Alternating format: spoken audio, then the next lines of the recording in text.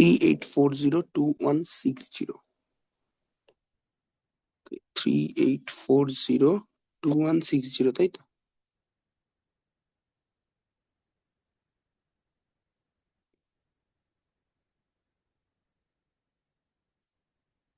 Three eight four zero 2160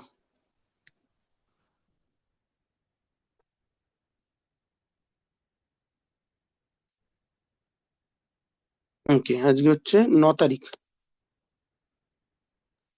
হ্যাঁ।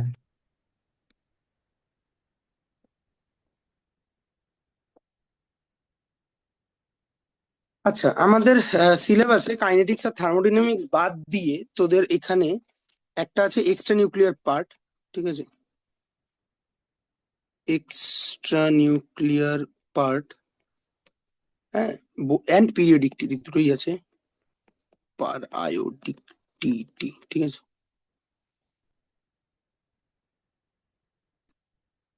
এখন এইটা বেসিক্যালি সহজ করে বলতে গেলে এখানে হচ্ছে অ্যাটমিক স্ট্রাকচার, যেটা ক্লাস 11-এ পড়েছিস, অ্যাটমিক স্ট্রাকচার প্লাস তারপরের চ্যাপ্টার যেটা পড়েছিস কি ছিল, পার আয়োডিক, মানে সরি, পিরিয়ডিক টেবিল, পার আয়োডিক টেবিল, ঠিক আছে? এটা, এই দুটো মোস্টলি এটাই আছে তোদের এখানে, হ্যাঁ। তারপরের যে পার্টটা আছে, বেসিক অর্গানিক কেমিস্ট্রি বলে একটা পার্ট আছে, আর আছে হ্যাঁ, এমো থিওরি সবকিছু করে, ওকে, স্টিরিও কেমিস্ট্রি, হ্যাঁ। আর একটা পার্ট হচ্ছে যে, আমি যদি পুরো মোটামুটি নিই, যে এভাবে লিখি, selected topics on organic chemistry,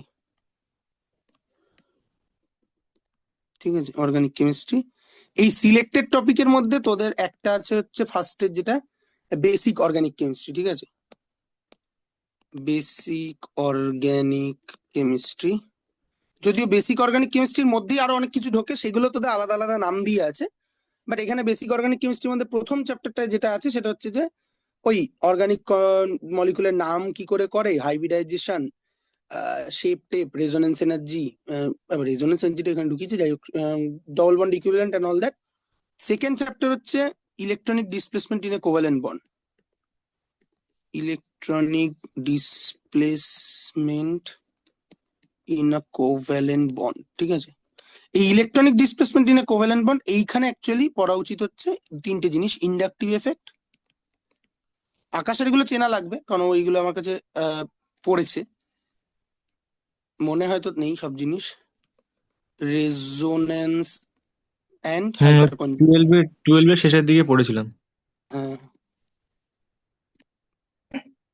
ওর নাম কি যেন, টি দিয়ে দেখলাম, তন্নিষ্ঠা না কি ছিল নামটা? তানিশা। তানি- তানিশার কি বলে 11-12-এ কেমিস্ট্রি কেমন লাগতো? মোটামুটি। মোটামুটি, মানে খুব ভালো নয় আর কি। হ্যাঁ, মানে এটা খুব মজার আর কি, বলছি কথা। তারপরে হচ্ছে এমও থিওরি, ঠিক আছে? এমও থিওরিটাও আমি 11-12-এ খানিকটা বলেছিলাম, কিন্তু খুবই ওপর ওপর দিয়ে বলেছিলাম, যতটুকু আমার কাজ চালাতে লাগতো ততটুকু বলেছিলাম। এখানে এক্সপ্লিসিটলি এমও থিওরিটা নিয়ে কথা বলার কথা বলা আছে, ঠিক আছে?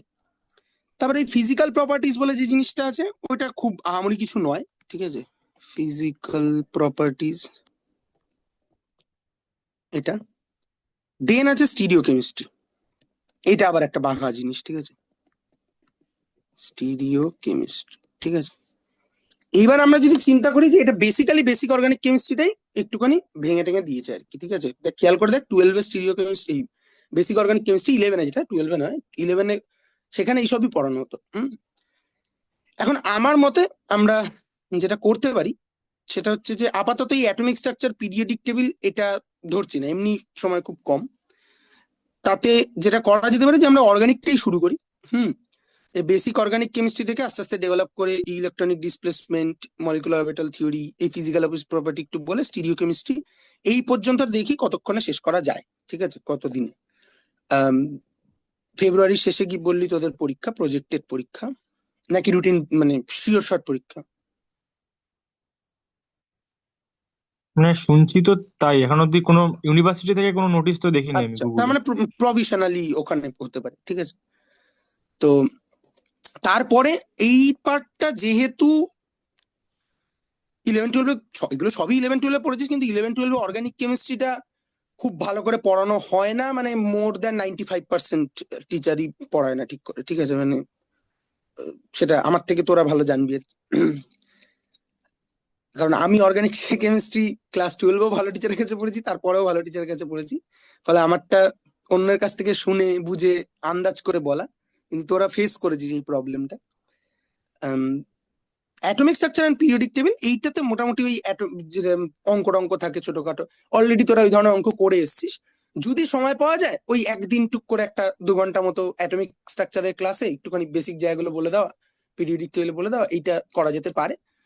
এবং শান্তনুও যদি থার্মোডাইনামিক্স শেষ করে কাইনেটিক্স শেষ করার পর একটু সময় পায়, তাহলে ও ধর অ্যাটমিক স্ট্রাকচারটাকে ডিল করে নিল, আমি পিরিয়ডিক টেবিলটাকে ডিল করে নিলাম। শান্তনু পিরিয়ডিক টেবিল ডিল করতে চাইবে না বললো, ঠিক আছে, আমি জানি সেটা। তো আম, এইটা হচ্ছে ব্যাপার। তাহলে আমরা বেসিক অর্গানিক কেমিস্ট্রি এই জায়গা থেকে আমাদের জার্নি শুরু করতে পারি, ঠিক আছে। এই যে বলছি, একটা জিনিস just জিজ্ঞেস করবো। হুম। বলছি যে ওই মানে তুমি এরকম কিছু জানো যে মানে ইউনিভার্সিটি নোটিশ পাবলিশ করার কতদিনের মধ্যে পরীক্ষা নেয়, মানে কোনো আন্দাজ আছে? কলকাতা ইউনিভার্সিটি এই ব্যাপারগুলো তো একটু স্ট্রাকচারাল, ঠিক আছে।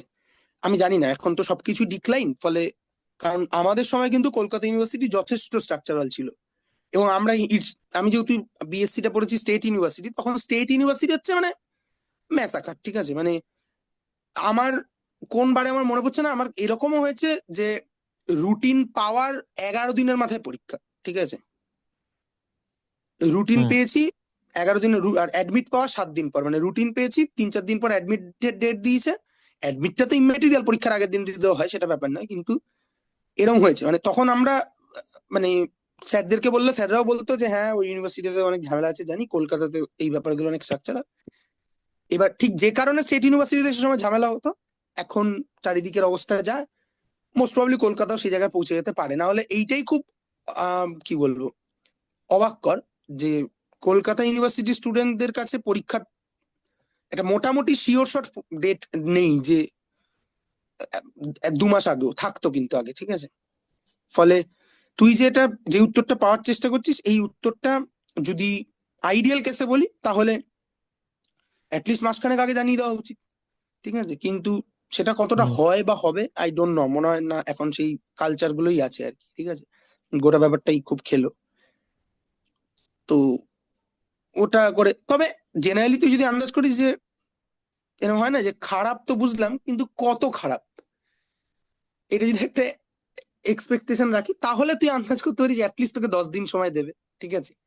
হুম। আম, মানে আমাদের স্টেট ইউনিভার্সিটির অবস্থা খুব খারাপ ছিল, তাতেও সবচেয়ে খারাপ ইনস্ট্যান্সটা 10-11 দিনের ছিল।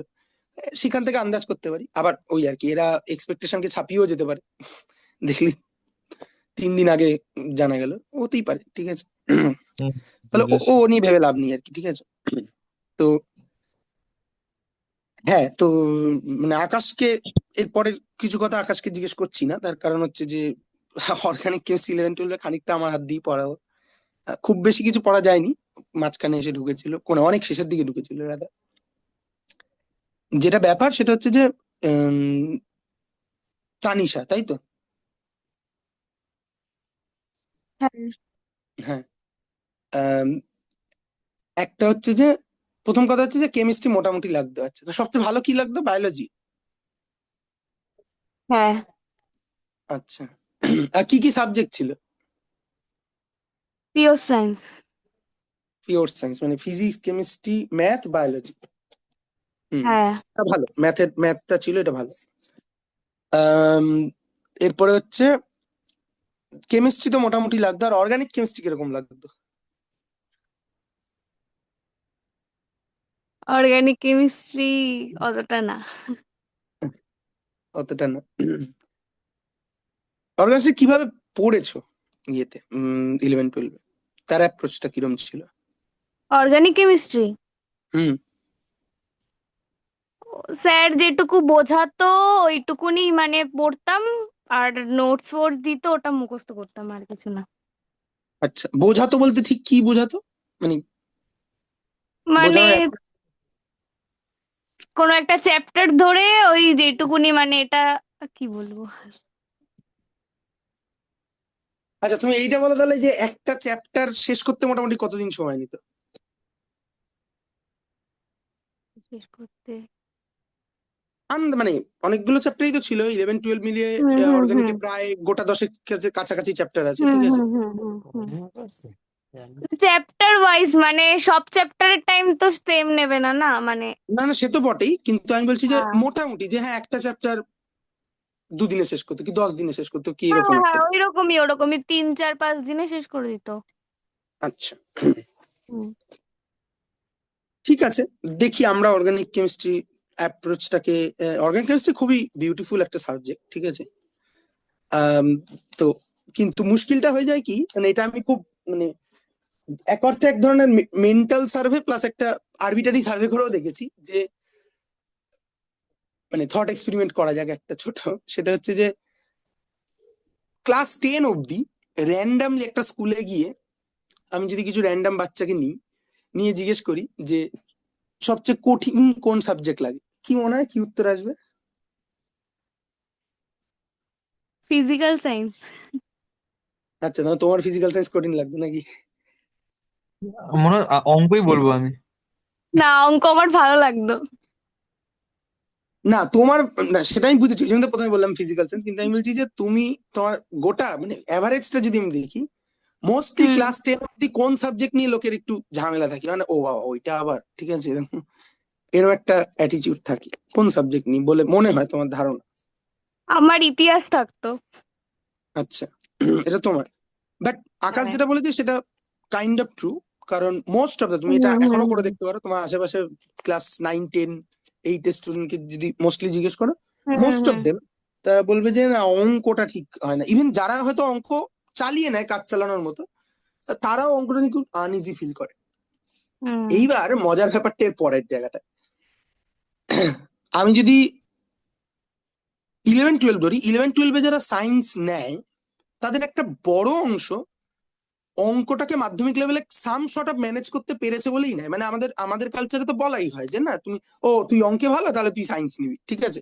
বা কেউ সায়েন্স নিতে চাইলে তাকে আগে বলে যে অঙ্ক ভালো পারিস তো, নাহলে কিন্তু সায়েন্স হবে না। কিন্তু এত কিছু করার করার পর যেটা হয় যে তারা যখন 11-12 ওঠে, তখন অঙ্কটা না, যারা 11-12 সায়েন্স নেয় সে অঙ্ক ভালো বুঝুক, অঙ্ককে এনজয় করুক বা না করুক, ইট ডাজেন্ট ম্যাটার, অঙ্কটা মোটামুটি নেগোশিয়েট তারা করে নিতে পারে, যেহেতু তারা হচ্ছে সেই স্টুডেন্টটা যারা মাধ্যমিক লেভেলে অঙ্কটাকে নেগোশিয়েট করে নিয়েছিল অলরেডি অঙ্কের ল্যাঙ্গুয়েজটার সাথে। এবার 11-12 স্টুডেন্টদেরকে যদি ডেকে এরকম র্যান্ডাম স্যাম্পলিং করে জিজ্ঞেস করা হয় যে কোন সাবজেক্টটা সবচেয়ে খটোমটো লাগে, মোটামুটি আমি পিওর সায়েন্স অ্যারাউন্ডের সাবজেক্ট গুলোই বলছি আর কি, ঠিক আছে, তাহলে কি মনে হয় কোন সাবজেক্ট বলবে? ফিজিক্স। ফিজিক্স, আচ্ছা, মানে তোমার ফিজিক্যাল ব্যাপারটার মধ্যে একটু ঝামেলা আছে বুঝতে পারছি, ঠিক আছে। আম, এটা তোমার, কিন্তু আমি বলছি যে মোস্ট অফ দ্য বন্ধু বান্ধব যখন 11-12 পড়তে, তখন বন্ধু বান্ধবদের জিজ্ঞেস করে তাদের সবার ফিজিক্স কি গন্ডগোল লাগতো? বেশিরভাগই শুনেছি ফিজিক্স। আচ্ছা, মানে আমার নতুন। কেসটাও উল্টো। আমি কেমিস্ট্রিও শুনেছি প্রচুর, মানে আমি যেখানে পড়তাম আর কি। হ্যাঁ মানে ফিজিক্সটা হতে পারে, কিন্তু আমি একটা নতুন ডেটা পয়েন্ট পেলাম, হতে পারে এখন ফিজিক্সটা কঠিন লাগছে অনেকের, লাগতে পারে, কিন্তু আমি আমাদের সময় থেকে দেখে এসেছি যে কেমিস্ট্রি নিয়ে লোকে ঠিক লেজে গোবরে অবস্থায় থাকে, ঠিক আছে। তার কারণটা সিম্পল, কারণটা হচ্ছে এইটা যে ফিজিক্সে মোস্ট অফ দ্য জিনিস যেগুলো 11-12 লেভেলে পড়ানো হয় না, সেগুলো যেসব জিনিস নিয়ে কথাবার্তা বলে সেগুলো আমাদের আশেপাশের জিনিস। লাইক একটা গাড়ি যাচ্ছে, একটা ঢিল ছোড়া হলো, সাউন্ড, ঠিক আছে, ইলাস্টিসিটি, গ্র্যাভিটি, এই সমস্ত জিনিস নিয়ে 11-12 কথা বলে, আলো, ঠিক আছে। এবং ফিজিক্সের একটা বড় অংশ থাকে হচ্ছে অঙ্ক, মানে আমি যদি ফর্মুলা টর্মুলা গুলো একটু ঠিক ঠিক করে মুখস্থ করে নিতে পারি, তার উপর দাঁড়িয়ে অঙ্ক টঙ্ক করে আমি পার পেয়ে যাব। এবার কেমিস্ট্রিতে আছে 3টে সাব ক্যাটাগরি আবার, মানে প্রথম থেকেই ইউনিক আর কি, ঠিক আছে। ফিজিক্সের ক্ষেত্রে ফিজিক্সের ক্ষেত্রে প্রচুর কম্পার্টমেন্টালাইজ আছে, অঙ্কে তো আরো বেশি আছে, কিন্তু ওগুলো প্রথম থেকে থাকে না, পরে হায়ার লেভেলে গিয়ে সাব ডিভিশন গুলো হয়। কেমিস্ট্রি 11-এ উঠলে কি উঠলে না, it's physical chemistry, it's inorganic chemistry, organic chemistry, ঠিক আছে। উম, তো এবার যেটা ব্যাপার হয় সেটা হচ্ছে যে ফিজিক্যাল কেমিস্ট্রি দিয়ে পড়া শুরু হয় প্রথমে, অ্যাটমিক স্ট্রাকচার ইত্যাদি প্রভৃতি। ফিজিক্যাল কেমিস্ট্রি যেটা থাকে যে কিছু সূত্র, কনসেপচুয়াল জিনিসও থাকে। এবার কনসেপচুয়াল জিনিস আশেপাশের টিচাররা খুব ভালো কিছু বোঝায় না, যেটা করে সেটা হচ্ছে যে অঙ্ক সূত্র ইত্যাদি করে ম্যানেজ হয়ে যায়। এবার প্রথম 3-4টে চ্যাপ্টার এটা দিয়ে চলে, বেশ লাগে। এবার এটা শেষ হওয়ার পরই কেউ কোনো কোনো টিচার যায় অর্গানিক পড়াতে, কোনো কোনো টিচার যায় ইনঅর্গানিক পড়াতে। ইন দুটো কেসের ক্ষেত্রেই, অর্গানিকের ক্ষেত্রে আরো বেশি, ঝপ করে একটা প্যারাডিম শিফট হয় যে এসব কি বলছে, অ্যারো ঘুরিয়ে দিচ্ছে, এখান দিয়ে ওখান দিয়ে খুলে পড়ছে, এখান দিয়ে হচ্ছে, এটা কি এমন, মানে কিছুই হচ্ছে না এগুলো, ঠিক আছে, কি বুঝতেই পারছি না। আর কোনো কোনো টিচারও বোধহয় এটাই মনে করে, ওই জন্য টিচাররাও ভালো করে বোঝাতে বোঝাতে যায় না, বলে যে এই এটা এরকম হবে, এটা এরকম হবে, রিয়েজেন্ট মুখস্থ করো, এই রিয়েজেন্ট থাকলে এই প্রোডাক্ট, এটা থাকলে এটা, অ্যান্ড সো। এবং সেই জন্যই কেমিস্ট্রি ব্যাপারটার সাথে একটা দূরত্ব বাড়ে। এবং এটা আরো বড় উদাহরণ ওই কোটা ফ্যাক্টরি বলে একটা সিরিয়াল আছে, আহ সেটার মধ্যে মানে অত বড় সিরিয়াল, তার স্ক্রিপ্ট রাইটিং অমুক তমুক, সেখানেও কেমিস্ট্রি ব্যাপারটাকে যে এইখানে কি হচ্ছে, সবকিছু এরকম, সবকিছু অ্যানোমালি দিয়ে চলে, সবকিছু অ্যানোমালি দিয়ে চলে ইত্যাদি প্রভৃতি। আম, আছে না এরকম, দেখেছো কোটা ফ্যাক্টরি? আমার দেখা। আচ্ছা, তানিশা দেখনি। মানে তুমি আহ, সিরিয়াল বলছো বলে হয়তো অসুবিধা হতো, ওয়েব সিরিজ বলো তাহলে বুঝতে পারবে হয়তো। আচ্ছা, হ্যাঁ, কোটা ফ্যাক্টরি ওয়েব সিরিজ, যেটা প্রথম সিজনটা ছিল। প্রথম সিজনটা দেখিনি এখনো ইউটিউবে দেখিনি ইউটিউবে পাওয়া যায় ফ্রিতে এখনো, প্রথম সিজনটা, আকাশ।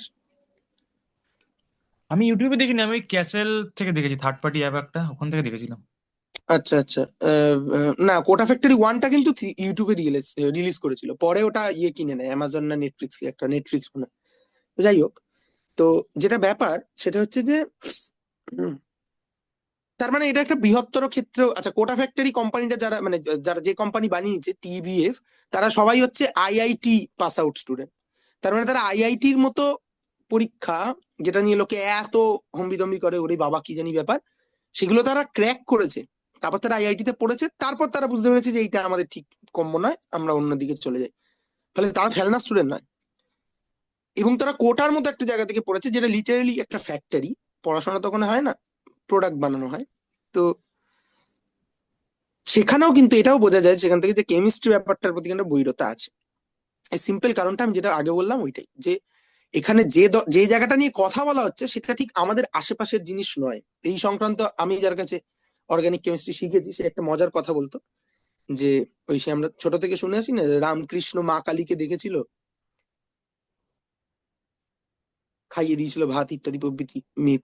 যাই হোক, যেটা ব্যাপার, স্যার বলতো যে অর্গানিক কেমিস্ট্রি বা কেমিস্ট্রি ইন ইট সেলফ, কেমিস্ট্রির ফিলোসফিটা ওই রামকৃষ্ণর মা কালী দর্শনের থেকেও বড় দর্শন। কেন? এক্সপ্লেন করতো। তার কারণ হচ্ছে যে মা কালী না থাকুক রামকৃষ্ণর কাছে, বা তোমার কাছেও, তোমার কাছে একটা মা আছে মোটামুটি, আর মা ব্যাপারটাকে বহু আগে থেকে ফ্যান্টাসাইজ করা হয় নানা রকম ভাবে, যে মা মানে এরকম, মা মানে জ্বর হলে মাথায় পট্টি দিয়ে দেয়, মানে অজস্র সাহিত্য সিনেমা হয়ে গেছে এই মায়ের কনসেপ্টের উপর দাঁড়িয়ে। তো রামকৃষ্ণের কাছে মায়ের একটা কনসেপ্ট ছিল, আইডিয়াল কনসেপ্ট, যে মা এরম এরম এরম হবে। তো মা কালী আরেকটু বড়, মানে আরেকটু দয়ালু হবে, ফলে ওইটা ছিল কনসেপ্টটা। কিন্তু যারা অর্গানিক কেমিস্ট্রি পড়তে আসছে বা কেমিস্ট্রি পড়তে আসছে, তারা এমন জিনিস নিয়ে কথা বলছে যেটা, ফরগেট অ্যাবাউট যে পড়তে আসছে তার কথা, ইভেন গোটা মানব সভ্যতার কাছেও ওইখানের জায়গাটা এখন আমাদের কাছে এস্টাবলিশ নয়। এটা আমি দুটো জায়গা থেকে উদাহরণ দিতে পারি। এক নম্বর হচ্ছে সিনথেটিক অর্গানিক কেমিস্ট্রি যদি আমি চিন্তা করি, বড় বড় মলিকুল, ঠিক আছে, সেই সব মলিকুলকে তাদের সিনথেসিস করতে হয়। সে ফর এক্সাম্পল, আমি আগের দিনই আহ, ওদেরকে দেখাচ্ছিলাম,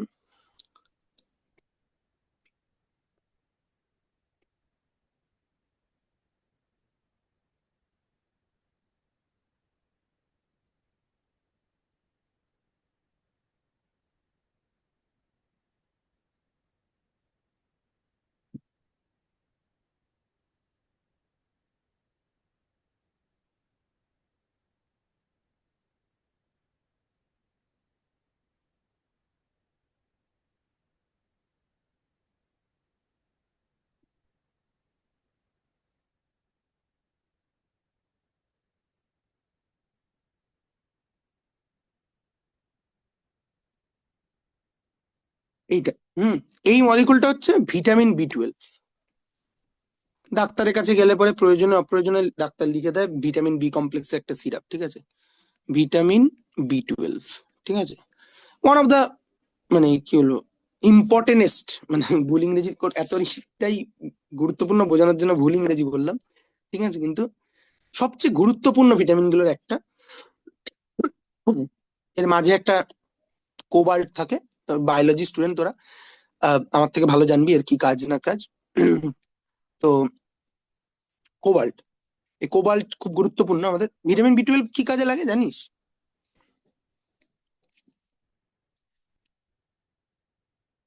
আমি কেমিস্ট্রি শেখাবো তোদের, তোরা বায়োলজি শেখাবি আমাকে। ভিটামিন তো মেইনলি মানে কোষের স্ট্রাকচারটা তৈরি করতেও লাগে বিভিন্ন, মানে স্ট্রাকচারাল কম্পাউন্ড হ্যাঁ, তো। কাছাকাছি আছিস, ভাব ভাব ভেবে বল। মানে স্ট্রাকচারাল কম্পোনেন্ট হিসেবে কাজ করে এটুকু তো শুনেছি।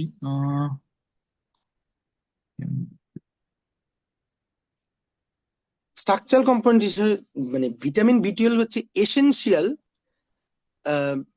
টু মেক থাইমিডিন, ঠিক আছে? থাইমিডিনের নাম শুনেছিস আশা করি, ঠিক আছে? যেটা ডিএনএ এর একটা এসেনশিয়াল বিল্ডিং ব্লক। হুম, এবং ভিটামিন বি 12 যদি ডেফিসিয়েন্ট থাকে কারোর, তাহলে ওর সেল ডিভিশন, মানে নতুন সেল ক্রিয়েট হওয়া হ্যাম্পার করবে, ঠিক আছে? হ্যাঁ, এছাড়াও কিছু মাইনার জিনিসপত্র তো আছে। মানে ভিটামিন বি 12 যেমন সেল ডিভিশনের ব্যাপারটাকে কাজে লাগায়, ঠিক তেমনি রেড ব্লাড সেল, যেটা আমাদের খুব গুরুত্বপূর্ণ, আমরা জানি যে 120 দিন মতো একটা রেড ব্লাড সেল বাঁচে। আবার রেড ব্লাড সেলের মধ্যে হিমোগ্লোবিন থাকে, যেটা আমাদের অক্সিজেন ট্রান্সফার করার জন্য এত গুরুত্বপূর্ণ। সেই রেড ব্লাড সেল যদি তোর, মানে রেড ব্লাড সেল ধ্বংস হওয়া এবং নতুন রেড ব্লাড সেল তৈরি হওয়া, এই সাইকেলটা যদি ল্যাগ করে, যে পরিমাণ ধ্বংস হচ্ছে সেই পরিমাণ তৈরি হচ্ছে না, তাহলে ঝামেলা হবে, তাই না? তো রেড ব্লাড সেল তৈরির ক্ষেত্রেও ভিটামিন বি 12 এর গুরুত্বপূর্ণ ভূমিকা আছে, ঠিক আছে? তো vitamin B 12 is very very important একটা ইয়ে, এবং মোস্ট অফ দ্য মানুষ এই পৃথিবীতে হিস্টোরিক্যালি তারা ভিটামিন বি 12 ডেফিসিয়েন্ট, ঠিক আছে? আহ, এবার এই যে ভিটামিন বি 12 ডেফিসিয়েন্ট, মানে আকাশেরও যেমন একটা হাই চান্স আছে আকাশ ভিটামিন বি 12 ডেফিসিয়েন্ট। কেন আমি বলছি সেটা, তার কারণ হচ্ছে ভিটামিন বি 12 এর ভেতরে যে কোবাল্টটা আছে না, এই কোবাল্টটা আমাদের, কোবাল্ট পাওয়ার একমাত্র মানে সোর্স হচ্ছে, যেই জায়গাটা, সেটা হচ্ছে মূলত অ্যানিমাল প্রোটিন, ঠিক আছে? যেটা আকাশ সেই অর্থে খায় না, ঠিক আছে? আম, ফলে অ্যানিমাল প্রোটিন ছাড়া ভিটামিন বি 12 তোর বডিতে ঢোকা ইজ, মানে ভেরি ডিফিকাল্ট, যদি না তুই ভিটামিন বি 12 বাইরে থেকে কিনে খাস। মানে ওই ভিটামিন বি 12 বি কমপ্লেক্স বলে যে সিরাপ গোছের পাওয়া যায় বা ট্যাবলেটও পাওয়া যায় ইত্যাদি প্রভৃতি খাস। এই ভিটামিন বি 12 কি কমপ্লেক্স একটা মলিকুল, চিন্তা করে দেখ। মানে একটা তো অনেক বড় স্ট্রাকচার, 2 নম্বর হচ্ছে যে, ধর তুই যদি এই মানে স্টিরিওকেমিস্ট্রি, সবাই আমি ধরে নিচ্ছি ক্লাস আমরা খুব বেশি কিছু এখনো জানি না, বাট আমি যদি চিন্তা করি যে এই সেন্টারটার দিকে যদি তাকাই, এই সেন্টারটার দিকে তাকালে পাবো যে এর দুটো বন্ড এরকম আছে, একটা মিথাইল আছে, আর এইখানে একটা বড় কিছু আছে। তার মানে এইটা একটা পার্টিকুলার অ্যারেঞ্জমেন্টের সেন্টার, অর্থাৎ এর ভিটামিন বি 12 অ্যাকচুয়ালি এই মিথাইলটাকে সামনের দিকে থাকতে হবে, ওই এই পুরো গ্রুপটাকে পেছন দিকেই থাকতে হবে, অর্থাৎ 3 ডাইমেনশনাল স্পেসে এর যে স্ট্রাকচারটা, সেই স্ট্রাকচারটাকে একটা পার্টিকুলার ওয়েতে হতে হবে, আদারওয়াইজ ওটা ভিটামিন বি 12 হবে না, ঠিক আছে? মানে সেই ভিটামিন বি 12 হবে না যেটা তোমার শরীরে ঢুকতে পারে, কাজ করতে পারে। এবার ভিটামিন বি 12 ডেফিসিয়েন্ট আমরা, যেহেতু তার নেচারেই তার রেয়ারিটি রয়েছে, কোবাল্টের রেয়ারিটি রয়েছে, আর কোবাল্ট ছাড়া ভিটামিন বি 12 হয় না। এবার আজকের দিনেও একটা বড় অংশের মানুষ মূলত ভেজিটেরিয়ান ডায়েট খায়। তাদের পক্ষে ইভেন ভেজিটেরিয়ান কেন, চিকেন থেকেও যদি আমাদের daily requirement of vitamin B 12 মানে স্যাটিসফাই করতে হয়, তাহলে মোটামুটি দিনে 900 থেকে 1 কেজি চিকেন খেতে হবে, ঠিক আছে? যেটা আমরা কেউই খাই না। কখনো এক আধ দিন প্রতিযোগিতা করে খেয়ে নিলাম বিয়ে বাড়িতে, সেটা আলাদা কথা। একমাত্র রিচ সোর্স হচ্ছে রেড মিট। রেড মিট এবং রেড মিটের বা যে কোনো অ্যানিমেলের যকৃৎ, লিভার, সেইখানে প্রচুর কোবাল্ট পাওয়া যায়। এই সবকিছু বলার একটাই কারণ, এটা বোঝানো যে ভিটামিন বি টুয়েলভ এই মলিকুলটা স্ল্যাবে সিনথেসিস করতে পারা মানব সভ্যতার জন্য খুব ইম্পর্টেন্ট, এবং সেই ইম্পর্টেন্সটা মানুষ বুঝতে পেরেছিল। আর বি উডওয়ার্ড বলে একজন ছিল, যার নাম আমি আরো বিভিন্ন ক্ষেত্রে বলবো। আর বি উডওয়ার্ড, ঠিক আছে? মানে আর বি উডওয়ার্ডকে আমরা কম্পেয়ার করতে পারি সিনথেটিক অর্গানিক কেমিস্ট্রির আইনস্টাইন। সিনথেটিক অর্গানিক কেমিস্ট্রির আইনস্টাইন, ঠিক আছে? বা ফাইনম্যান, রিচার্ড ফাইনম্যান। এই দুজনের সাথে আমরা কম্পেয়ার করতে পারি, যদি এইভাবে কম্পেয়ার করা ঠিক নয়, কারণ উডওয়ার্ড আর ফাইনম্যান মোটামুটি সমসাময়িক। আইনস্টাইনের সাথেও বলা যেতে পারে একটু ছোট হবে আইনস্টাইনের থেকে, ফলে একজনের নাম দিয়ে আরেকজনকে ইয়ে করার মধ্যে একটা গন্ডগোল আছে, ঠিক আছে? কই তুমি তো বলছো না যে আইনস্টাইন ফিজিক্সের উডওয়ার্ড। ফলে আমি জাস্ট আইনস্টাইন, ফাইনম্যান এদের নামগুলো খুব পপুলার বললে এটা বললাম। যাক গে, যেটা ব্যাপার সেটা হচ্ছে যে এই উডওয়ার্ড প্রচুর ন্যাচারাল মলিকুলকে স্ট্রাকচার ডিটারমাইন করেছে, দেন সিনথেসিস করেছে। তার সবচেয়ে ভাস্ট এক্সাম্পলটা হচ্ছে ভিটামিন বি টুয়েলভ। আচ্ছা, ভিটামিন বি টুয়েলভ বানাতে গেলে তো আগে আমাকে জানতে হবে যে ভিটামিন বি টুয়েলভটা দেখতে কেমন। মানে আমরা যেসব জিনিস পাই আশেপাশে, সেগুলো তো ম্যাক্রোস্কোপিক মলিকুল, তার ভিতরের অ্যারেঞ্জমেন্ট তো আমি জানি না। তাহলে প্রথমে এদেরকে ভিটামিন বি টুয়েলভের এক্সাক্ট স্ট্রাকচার ডিটারমাইন করতে হয়েছে। এটা একটা মানে কি বলবো, ম্যামাত কাজ, বিশাল কাজ এটা। তারপরে হচ্ছে সেটাকে সিনথেসিস করতে হয়েছে। এই গোটা কাজটা করতে, ফাইনালি সিনথেসিসটা করতে প্রায় 2.5 বছর মতো সময় লেগেছিল। গোটা পৃথিবীর 6টা বড় বড় ইনস্টিটিউট, প্রায় 500 খানেক লোক, যার মধ্যে 100-150 পোস্ট ডক্টরিয়াল ফেলো, কিছু পিএইচডি ফেলো, এবং উডওয়ার্ড সবচেয়ে ওপরে ছিল। তারপরে আরো বেশ কিছু established scientist of synthetic organic chemistry, এরা সবাই মিলে এই ভিটামিন বি টুয়েলভটা সিনথেসিস করেছিল। এবং ফাইনালি কাজটা হয়ে যাওয়ার পর ইউটিউবে পাওয়া যায় লেকচারটা। উডওয়ার্ড একটা লেকচার দিয়েছিল, যে কিভাবে করলো, কি ব্যাপার। তো এই গল্পটা শুরু করেছিলাম কোথা থেকে, মা কালী দর্শন। কেন এই দর্শনটা খুব গুরুত্বপূর্ণ, তার কারণ হচ্ছে এই যে সেন্টারটা, এই সেন্টারটাও তো তাকে তৈরি করতে হয়েছে যখন সে ভিটামিন বি টুয়েলভ বানাতে গেছে। এবার এই সেন্টারটা যখন সে তৈরি করতে যাবে, এই একটা বন্ডের লেন্থ হবে হচ্ছে মেবি কয়েক অ্যাংস্ট্রং। একটা অ্যাংস্ট্রং মানে কত, 10⁻⁻8 সেন্টিমিটার বোধ হয়, নাকি? হবে তাই। অ্যাংস্ট্রং ব্যাপারটা জানি আমরা, না জানি না? হ্যাঁ হ্যাঁ, তো জানবো না। হুম, হ্যাঁ মানে তোরা তো জানবি, কারণ ডিএনএ সাইজ কত, 40 অ্যাংস্ট্রং না কত হয় জানো? ওটা 20 অ্যাংস্ট্রম, মানে ইয়েটা মানে ব্যাথ বেশ বলে আর কি। মানে এইটা বলছিস তুই? দুটো দুটো স্ট্যান্ডের মাঝের দূরত্বটা বলছি আমি। হ্যাঁ হ্যাঁ হ্যাঁ, আর আমি বলছি যে একটা মানে ATGC পুরো সিকোয়েন্সটা বোধহয় 40 এরকম না, অ্যাংস্ট্রং। ওটা না, ওটা হচ্ছে আমি তোকে বলছি একটা 360 ডিগ্রি রোটেট হলে, মানে একটা কমপ্লিট রোটেশন কমপ্লিট হলে সেটা হচ্ছে 34 অ্যাংস্ট্রম। 34 আচ্ছা অ্যাংস্ট্রম, হ্যাঁ। আচ্ছা আচ্ছা আচ্ছা, মানে তার মধ্যে কটা কটা বেস থাকে? 10টা। ওরম। হুম 10টা। আচ্ছা হুম আচ্ছা হুম। আচ্ছা, 10টা। ঠিক ঠিক ঠিক, 34 মানে 40 হয়, ওটাই আমার বোধহয় মাথায় ছিল, 40 অ্যারাউন্ডে। তো ফলে ওইখানে বসে আমরা কথা বলছি যে ন্যানোমিটার স্কেলে, অ্যাংস্ট্রং মানে 0.1 অ্যাংস্ট্রং, ওরকম রেঞ্জে কথা বলছি। কারণ ওই যে তুই 34 অ্যাংস্ট্রং বলছিস, ওই 34 অ্যাংস্ট্রং মানে 10টা বেস, মানে হচ্ছে 10খানা পিরিডিন পিরিমিডিন নিউক্লিয়াস আছে, মানে সামথিং লাইক দিস। এরকম দেখতে হয় তো, সরি এটা 5 মেম্বার হবে, এরকম সব দেখতে হয় না? আরো কি সব থাকে, এটাই তো পিরিমিডিন ইয়ে আর কি। হ্যাঁ এটা হ্যাঁ। পিউরিন, এটা পিউরিন এটা পিউরিন। পিউরিন, পিউরিন হবে। পিউরিন, এটা পিউরিন, হুম। আর পিরিমিডিন হচ্ছে এটা। কথা হবে এখানে। এটা তো এইগুলো থাকে, তার মানে একটা পিরিমিডিন বা একটা পিউরিনের মধ্যে কতগুলো করে মলিকুল রয়েছে, মানে কতগুলো করে বন্ড রয়েছে। তাহলে এক একটা বন্ডের লেন্থ বোধহয় মানে 0.1 অ্যামস্ট্রং আর সামথিং লাইক দ্যাট হবে।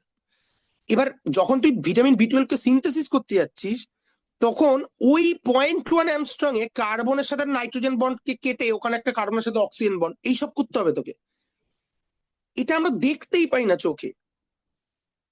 ইভেন সবচেয়ে শক্তিশালী মাইক্রোস্কোপ যেসব আছে আমাদের কাছে, স্ক্যানিং মাইক্রোস্কোপ ইত্যাদি প্রভৃতি, সেইগুলো দিয়েও ওরকম খুব ভালো করে দেখা যায় না। মানে মাইক্রোস্কোপ বলতে বায়োলজি মাইক্রোস্কোপ আমরা ছোট থেকে দেখে অভ্যস্ত হই, তো আমাদের মনে হয় যে ও মাইক্রোস্কোপ তলে বোধহয় সব দেখা যাবে। আমি প্রথম যখন মাইক্রোস্কোপের ডেসক্রিপশন শুনেছিলাম ক্লাস 7-8-এ, আমার মনে হচ্ছিল বাহ বেশ ব্যাপার তো, তার মানে কি মাইক্রোস্কোপ নিয়ে যদি আমি কোথাও রেখে ওর ভেতর দিয়ে তাকাই, তাহলে আমি দেখতে পাবো অক্সিজেনের অ্যাটম গুলো, হাইড্রোজেন গ্যাস, মানে হাওয়ার যাবে তলায়, হাওয়ার তলায় দেখা যাবে, ঠিক আছে।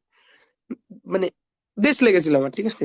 পরে আস্তে আস্তে বুঝতে পেরেছি না, মানে একটা অক্সিজেন অ্যাটমকে দেখা অত সোজা ব্যাপার নয় আর কি। হ্যাঁ, মানে অপটিক্যাল মাইক্রোস্কোপ যেটা আছে, অপটিক্যাল মাইক্রোস্কোপ দিয়ে আহ, সবচেয়ে ছোট কত দেখা যাবে। অপটিক্যাল মাইক্রোস্কোপ মানে হচ্ছে তোর, আমরা ভিজিবল লাইটের আলো ব্যবহার করি, ভিজিবল লাইটের আলোর মধ্যে সবচেয়ে ছোট তরঙ্গ দৈর্ঘ্য হচ্ছে 400 অ্যারাউন্ডে, ঠিক আছে।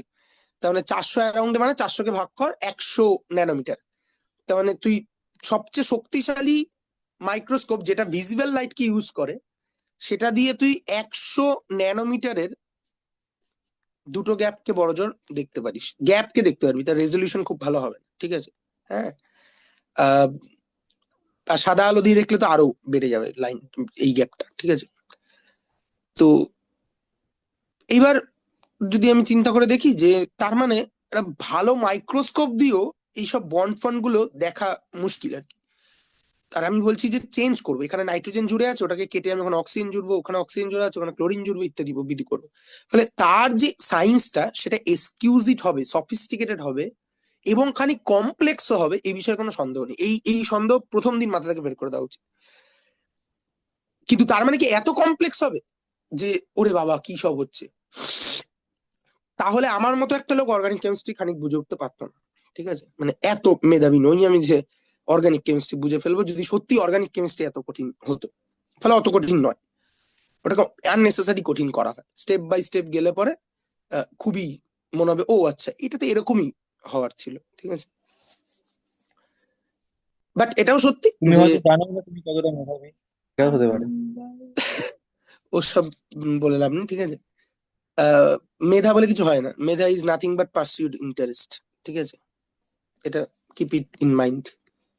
ট্যালেন্ট বা মেরিট, হ্যাঁ, জানি জানি জানি এটা জানি। হচ্ছে পারসিউড, পারসিউড ইন্টারেস্ট, ঠিক আছে। তোর কোথাও একটা ইন্টারেস্ট হলো, তোর মনে হলো আমি ব্যালে ডান্সে, বাহ ব্যালে ডান্স ব্যাপারটা তো খুব ভালো।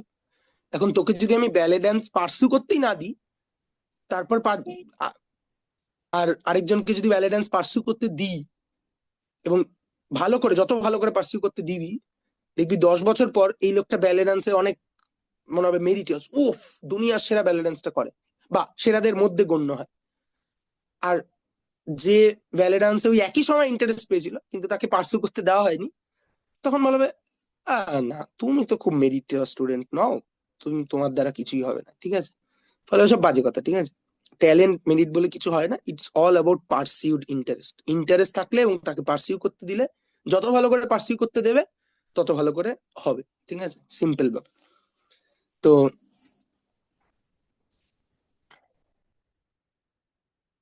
যেটা ব্যাপার সেটা হচ্ছে যে ফলে অর্গানিক কেমিস্ট্রি সোজা এমন নয়। আবার সোজা বললে পরেও এটাও মেনে নেওয়া উচিত যে সোজা মানে ঠিক ওরকম সোজা নয়। হ্যাঁ, ওর ল্যাঙ্গুয়েজটা ধরতে পারলে, ওর ইনটিউশনটা ধরতে পারলে, হ্যাঁ, যে অ্যাকচুয়ালি হচ্ছেটা কি, এটা একটু ধরতে পারলে পরে, এটা ধরাটা কঠিন, কারণ ফিজিক্সের ভেক্টর পড়াতে গেলে আমি একটা ঢিল ছুঁড়ে দেখাতে পারি যে দেখো এখানে ফোর্স এ পড়ছে, গ্র্যাভিটি এখানে টানছে, করলাম, হয়ে গেল, ওটা ধারণা করা যায়। কেমিস্ট্রি ব্যাপারটার সাথে মনে হয় যে খালি এক্সেপশন, খালি এক্সেপশন, এটার মধ্যে একটা পড়ানোর দোষ রয়েছে, যে পড়ানোই হয় এইভাবে যে এক্সেপশন এক্সেপশন এক্সেপশন। তা ব্যতীত আরেকটা যেটা রয়েছে সেটা হচ্ছে যে ভাই তুমি এটা আগে মেনে নাও যে তুমি যেসব জিনিস নিয়ে কথা বলছো সেই জিনিসগুলো তুমি রোজ দেখো না, তাদের দুনিয়াটা কমপ্লিটলি আলাদা। হুম, সেখানে অনেক কিছু বিগড়ে যায়, যদিও ওরা যেভাবে বিহেভ করে সেইগুলোরই একটা কিউমুলেটিভ এফেক্ট আমরা বড় লেভেলে দেখতে পাই। কিন্তু বড় লেভেলের দুনিয়ার সাথে ছোট লেভেলের দুনিয়া কিছু সাটেল পার্থক্য আছে, সাটেল না, কোথাও কোথাও প্রমিনেন্ট পার্থক্য আছে। সেই পার্থক্যর জায়গাটা আমি একটু ধরতে পারলে অর্গানিক কেমিস্ট্রি সোজা হয়ে যাবে, দ্যাটস অল, আর কিছু না। এবং তারপর খুব ইন্টারেস্টিংও লাগবে আর কি। তো আমরা যেটা দিয়ে শুরু করতে পারি সেটা হচ্ছে একদম ক্লাস 10-এ যেরকম বলা হতো, ঠিক আছে, যেটা তোদের আছে ডবল বন্ড ইকুইভ্যালেন্ট। ইভেনচুয়ালি আমরা ওখানেই পৌঁছাবো, ডবল বন্ড ইকুইভ্যালেন্টের জায়গাতেই গিয়ে পৌঁছাবো। বাট শুরুটাই হয়ে করতে পারি যে অর্গানিক কেমিস্ট্রি ঠিক কাকে বলবো, what is called organic chemistry. তার আগে একটা গল্প বলি, ঠিক আছে। আমি একবার পরীক্ষা দিতে যাচ্ছি গিয়েতে, ওর নাম কি বল, ইউনিভার্সিটি, বিশ্ব, ট্রেনের গল্পটা? হ্যাঁ হ্যাঁ ট্রেনের গল্প, বিশ্ব ভারতীতে, ঠিক আছে। তো যাচ্ছি, তো আমাদের উল্টো দিকে এক দম্পতি ইয়েতে যাচ্ছে, তার ছেলে মেয়ে, মেয়ে ছোট, ছেলে জাস্ট উচ্চ মাধ্যমিক দিয়েছে বোধহয়, নাকি মাধ্যমিক দিয়েছে আমার ঠিক মনে নেই, দিয়ে উচ্চ মাধ্যমিক দিয়েছে, দিয়ে তারা যাচ্ছে হচ্ছে ইয়েতে তারাপীঠে পুজো দিতে। তো নানা কথাবার্তা হতে হতে হতে হতে হতে ইভেনচুয়ালি আমরা এলাম হচ্ছে ইয়েতে,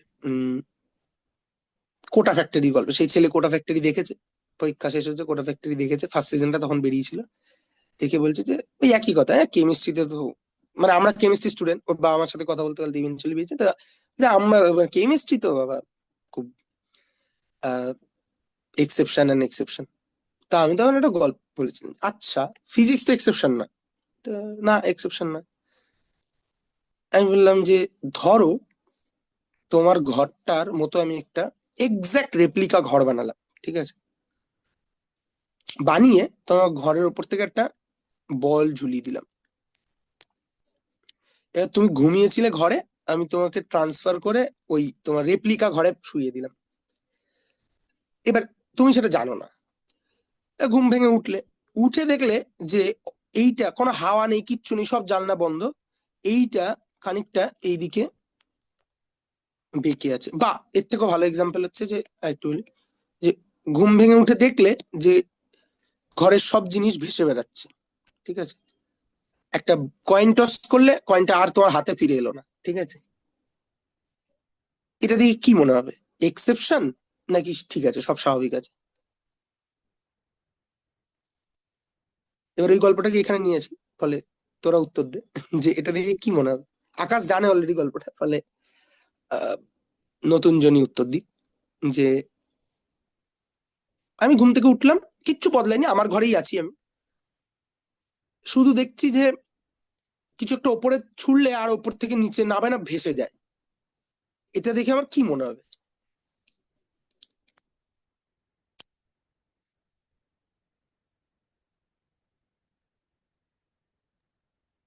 মানে কি হবে, মানে দুটোই অপশন, যে এটাকে কি আমার স্বাভাবিকত্বের থেকে এক্সেপশন, ব্যতিক্রম মনে হবে, নাকি স্বাভাবিকই মনে হবে? ব্যতিক্রমী মনে হবে। ব্যতিক্রমী মনে হবে, কারণ গ্র্যাভিটি তো ফল করার কথা জিনিসটাকে নিয়ে, দেখো করছে না ফল। আমি তো জানি না যে এটা আমার ঘর নয়, এটা রেপ্লিকা ঘর, ঠিক আছে।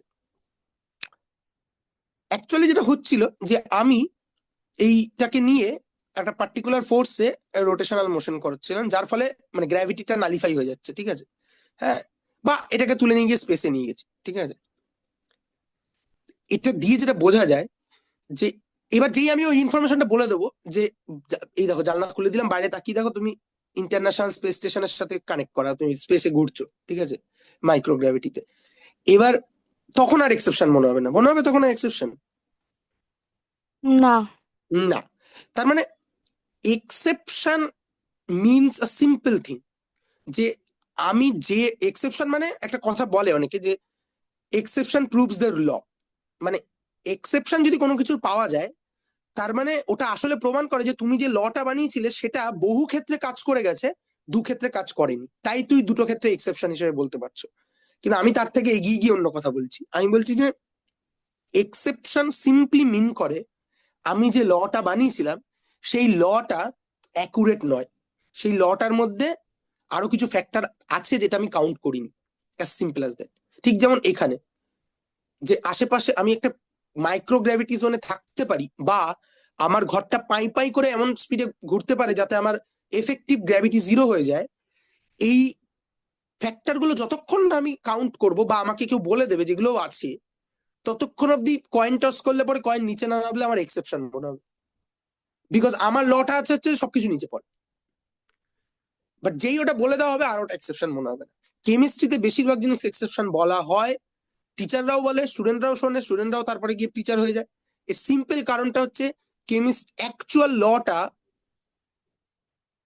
দিকে তারা যাওয়ার চেষ্টা করে না, মানে কোথা থেকে ওই জিনিসটা এলো সেটা কনসেপচুয়ালি বুঝলেই বোঝা যায় যে এটার এক্সেপশন গুলো কোথা থেকে হতো, তখন এক্সেপশনটাও মনে হবে যে ও আচ্ছা হ্যাঁ, আমি তো আমার লয় এটাকে ধরিনি, তাহলে তো এটা এখান থেকে আসতেই পারে, ঠিক আছে, হ্যাঁ নিশ্চয়ই এটা এখানে আসছে কারণ আমার লটার মধ্যে এই জিনিসটা মিসিং আছে, ওখান থেকে আসছে, ঠিক আছে। এইবার আমরা আসি, হোয়াট ইজ অর্গানিক কেমিস্ট্রি। দুটো question, what is organic chemistry and what is organic molecule, ঠিক আছে। আজকে এই প্রশ্নটাই আলোচনা করে থামবো, ঠিক আছে।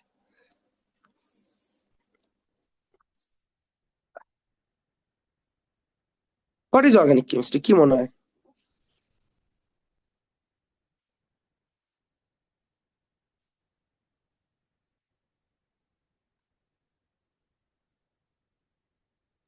এই উত্তরটা দেবে কে? তো মানে নিশ্চয়ই দিই, আমি ও আচ্ছা আচ্ছা, ঠিক আছে ঠিক আছে। তুইও দিতে পারিস, ফার্স্ট অ্যাটেম্প করুক।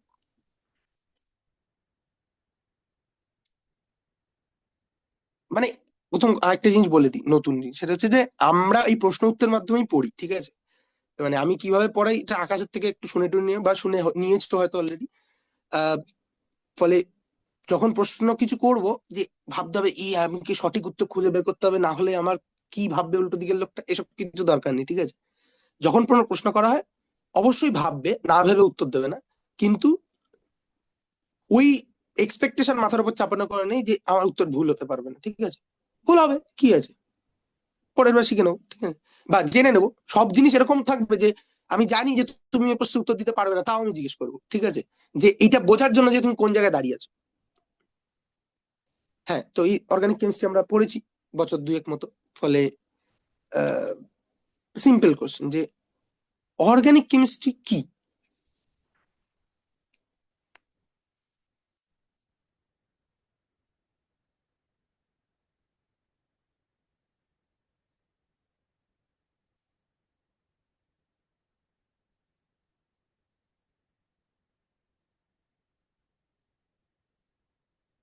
আচ্ছা, কেমিস্ট্রি কি?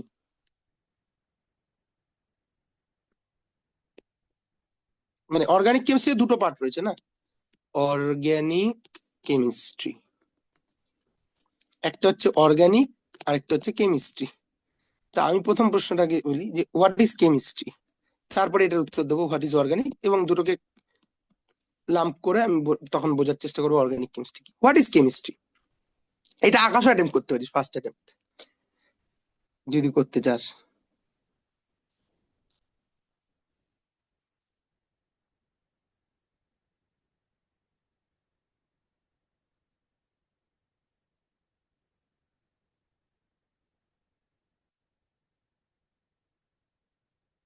বল রে কিছু, কেউ তো বল। হ্যাঁ মানে ও আচ্ছা, আমার মাইকটা অফ ছিল, আমি বলছিলাম আহ, মানে আমি বলছিলাম মাইকটা অফই ছিল, এখন খেয়াল করলাম। না আমি বলছিলাম যে মানে বিজ্ঞানের এমন একটা ভাগ বা এমন একটা শাখা বা দিক যেখানে আহ এখানে মানে আমাদের যার প্রথম পদার্থ, পার্টটা হ্যাঁ বলে পদার্থ, দিচ্ছে, প্রথম হ্যাঁ পার্টটা ঠিকই পদার্থ, বলে। মানে পদার্থ, পদার্থের আমাদের পদার্থের বিভিন্ন ভেতরকার গঠন বা ভেতরকার দিক জিনিসপত্র নিয়ে আলোচনা করা হয়, যেখানে কত ভেতর? মানে পারমাণবিক লেভেলের ভেতর। আচ্ছা, পারমাণবিক লেভেলের ভিতর, মানে প্রোটন ইলেকট্রনেরও ভেতর। উম মানে সেগুলো নিশ্চয়, সেগুলো তো মনে হয় আবার ফিজিক্সে চলে যাবে নাকি? নিশ্চয় চলে আহ যাবে, হ্যাঁ। মানে সেভাবে তো জানি না, মানে কেমিস্ট্রি অনেক পার্টও ফিজিক্সে থাকে, ফিজিক্সের অনেক পার্টও তো কেমিস্ট্রি থাকে, তো ওভাবে তো না, বলা কেমিস্ট্রি মুশকিল আছে। একটা কেমিস্ট্রি একটা super super set, actual subject physics, ঠিক আছে। অ্যাকচুয়াল সাবজেক্ট ফিজিক্স, সে বায়োলজিটাও ফিজিক্স, কেমিস্ট্রিটাও ফিজিক্স, হ্যাঁ, ভূগোলটাও ফিজিক্স, এগুলো সবই ফিজিক্স, ঠিক আছে? ওর বাইরে আর কোনো সাবজেক্ট হয় না এই সায়েন্সে। সায়েন্সে একটাই subject that is call physics, যদিও আমি চাইলে তাকে ফিজিক্স নাও বলতে পারি, আমি তাকে ইন জেনারেল সায়েন্স বলতে পারি। এবং সেইটার ল্যাঙ্গুয়েজটার নাম হচ্ছে ম্যাথমেটিক্স। অর্থাৎ হুম ম্যাথমেটিক্স হচ্ছে বিজ্ঞানের ভাষা, আর সাবজেক্ট হচ্ছে বিজ্ঞান, যেটা সবচেয়ে মানে বিজ্ঞানের সবচেয়ে কাছের সাবজেক্ট যদি আমরা যেসব সাবজেক্ট পড়ি তার মধ্যে বলি দ্যাট ইজ ফিজিক্স, ঠিক আছে? এখন ফিজিক্স বাড়তে বাড়তে বাড়তে বাড়তে বাড়তে যখন এমন একটা জায়গায় এসে পড়ে, যখন ওটাকে আর ফিজিক্সের মধ্যে রাখলে পরে একটু চাপ হয়ে যায়, তখন ওটাকে কাটতে হয়েছে, বলেছে কেমিস্ট্রি। আবার কেমিস্ট্রি বাড়তে বাড়তে বাড়তে বাড়তে যখন ব্যাপারটা এরকম হয়ে গেছে যে এটিপি থেকে এডিপি তৈরি হচ্ছে, এর ভেতরে মলিকুল লেভেলে কি রিয়াকশন হচ্ছে এটা দরকার নেই, কিন্তু কি প্রসেসে হচ্ছে ওটা জানার দরকার আছে আমার। কিন্তু এই দুটো লোক একই একই লক্ষ্যে যদি আমার এটিপির মলিকুলার স্ট্রাকচার কি, সেখান থেকে কি করে এডিপি তে পৌঁছাচ্ছে, তার প্রত্যেকটা রিয়াকশন আমাকে এক্স্যাক্টলি জানাতে হয়। আবার তাকে বৃহত্তর ক্ষেত্রে একটা সেলের ভেতরে কি হচ্ছে এটাও শেখাতে হয়, তাহলে একটু চাপ হয়ে যাবে। তাহলে কি করো, ওখানে কেটে দাও, বায়োলজি বানিয়ে দাও, আর কেমিস্ট্রিকে বলো এখানেই তুমি থেমে যাও। তুমি আহ, ওকে সাহায্য করো দরকার পড়লে। ওই জন্য দেখবি যে বায়োলজিতে যারা নোবেল পায় তাদের একটা বড় চাঙ্ক হচ্ছে আসলে কেমিস্ট্রির লোক। আবার কেমিস্ট্রিতে যারা নোবেল পায় তাদের একটা বড় অংশ হচ্ছে আবার আসলে ফিজিক্সের লোক, ঠিক আছে? হ্যাঁ, তো যাই হোক, যেটা ব্যাপার সেটা হচ্ছে যে এই কোশ্চেনটা এগেইন ওরকম একটা প্রশ্ন যেটার উত্তর আমি এক্সপেক্ট করছি না যে তোরা দিতে পারবি। পারলে আমি খুব খুশি হব, কিন্তু পারার কথা না। এবং এটা নিয়ে দুঃখিত হওয়ার কিছুই নেই, আমি জানি দুঃখিত হবি না, কিন্তু দুঃখিত হওয়ার কিছুই নেই। তার কারণ হচ্ছে যে I can guarantee most of the chemistry teacher যারা পড়ায় তারাও এই প্রশ্নটার উত্তর খুব একটা রিয়েলাইজ করে না। Chemistry is nothing but the interaction between extra nuclear part of different atoms, ঠিক আছে? অর্থাৎ আমরা যদি বোরের মডেলটা চিন্তা করি, এই হচ্ছে আমার অ্যাটম, এই এর ভেতরে আছে প্রোটন আর নিউট্রন, আর এখানে কিছু ইলেকট্রন ঘুরে টুরে বেড়াচ্ছে, ঠিক আছে? তাহলে খেয়াল করে দেখো, যা রিয়াকশন যাবতীয় কিছু হয় ইটস অল অ্যাবাউট এর ইলেকট্রন ওখানে গেল, ওর ইলেকট্রন তাকে নিল, এবং এই ইলেকট্রনটাও কত ভালো নিতে পারছে, তাহলে এই রিয়াকশনটাও করবে। এই ইলেকট্রনটা এই টেম্পারেচার নিতে পারবে না, তাহলে ওই রিয়াকশন করবে। It's all about that. অর্থাৎ পুরো কেমিস্ট্রিটা দাঁড়িয়ে আছে দুটো ডিফারেন্ট অ্যাটমের এই জায়গাটা নিজেদের মধ্যে কিভাবে ইন্টারঅ্যাক্ট করছে তার উপর। এই জায়গাটা নয় কিন্তু, হ্যাঁ, এই জায়গাটা কেমিস্ট্রি নিয়ে যদি আমরা কথা বলি তাহলে সেটা হয়ে যায় নিউক্লিয়ার কেমিস্ট্রি। কারণ অ্যাটমের দুটোই পার্ট, একটা নিউক্লিয়ার পার্ট, একটা এক্সট্রা নিউক্লিয়ার পার্ট, নিউক্লিয়ার বহির্ভূত অংশ। এই নিউক্লিয়ার দুটো অ্যাটমের ম্যাটারের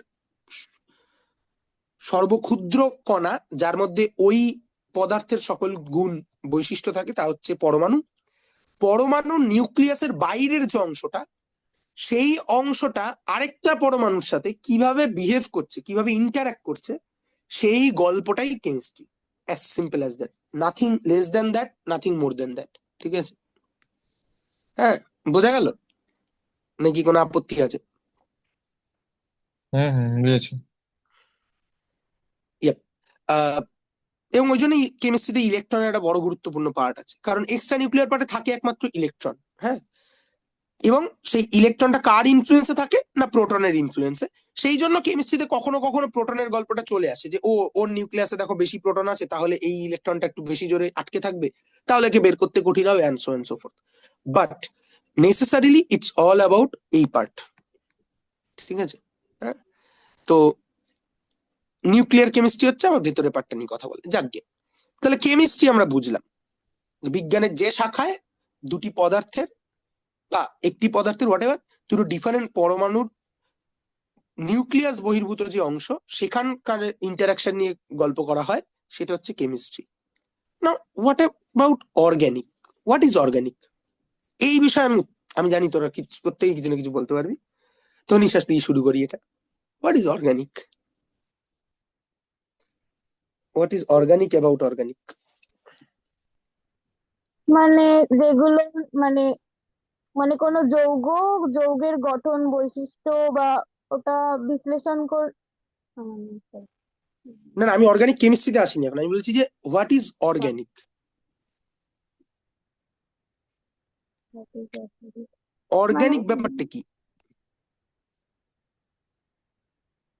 উম, কেমিস্ট্রি কি জানলাম, অর্গানিক কি যদি জেনে যাই আমি বলে দেবো যে ও আচ্ছা, তাহলে এই অর্গানিক ব্যাপারটার কেমিস্ট্রিটা কি অর্গানিক কেমিস্ট্রি বলে, সিম্পল হয়ে যাবে। কিন্তু অর্গানিক ব্যাপারটা ঠিক কি?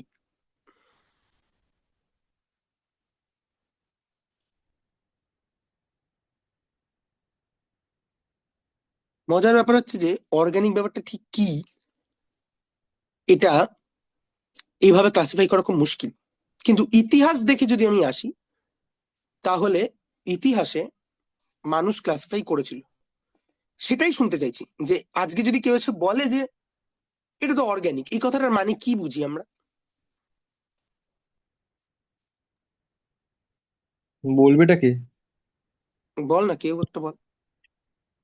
মানে জীবজ, যা জীবদেহে পাওয়া যায়, বা জীবদেহ যা দিয়ে তৈরি, এভরিথিং যদি বলতে পারতাম। That is organic, very good. ধর, আমি যদি বলি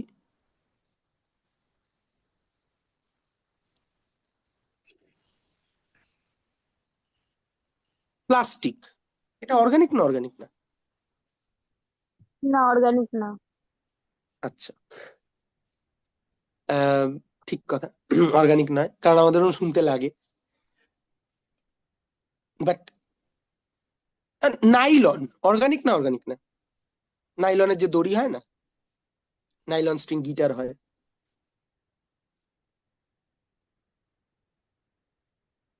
হুম, নাইলন কি জীবদেহ থেকে তৈরি করা, মানে জীবদেহের কোনো? না, আমি তো শুনিনি কোনো প্রাণীর কোনো কিছু নাইলন দিয়ে তৈরি। না, নাইলন দিয়ে তৈরি না, বাট মানে কোনো প্রাণী কি এরকম তৈরি করে না? না না, সম্ভবত না। না, কোনো প্রাণীর কোনো হুম হুম নাইলন হুম। এক্সক্রিট বা ইউরিনেট বা সামথিং হুম, কিছু করে বলে তো শুনিনি। সেটাই বলছি। হুম। এমনি নাইলনের দড়ি তো আমরা সবাই দেখেছি, নাইলনের দড়ি দেখে কি মনে হয় এটা কি অর্গানিক না অর্গানিক না? কারণ আমাদের একটা ফিলিং থাকে না, এটা অর্গানিক এটা অর্গানিক না। না, অনেক তো না। আচ্ছা, তনিশা,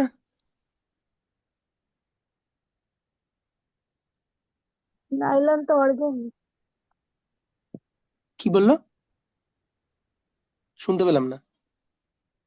নাইলন তো অর্গানিক। নাইলন অর্গানিক, আচ্ছা কেন? হুম, হুম। নাইলন কেন অর্গানিক? আচ্ছা, তোমার নাম তনিশা নাকি না, তানিশা? তানিশা, তানিশা। তানিশা, আচ্ছা।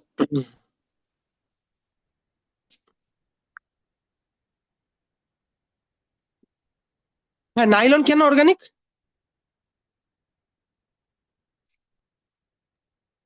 মানে যে কারণটা থেকে তুমি বললে সেটা বললেই হবে, সেটা অ্যাকুরেট হতে হবে আমি তা বলছি না। না, মানে আমি শুনেছি নাইলন অর্গানিক, কারণ জানি না আচ্ছা, আমি। কিন্তু পলিথিন অর্গানিক নয়, মানে প্লাস্টিক নর্মাল সবচেয়ে সিম্পল প্লাস্টিক যেটা polythene, hmm, hmm. That is not organic. Okay, বা স্টাইরিন মানে সরি পলিস্টাইরিন, মানে যেটা থার্মোকল বলি আমরা পাতি বাংলায়, সেটা অর্গানিক নয় নিশ্চয়ই? থার্মোকল কি অর্গানিক?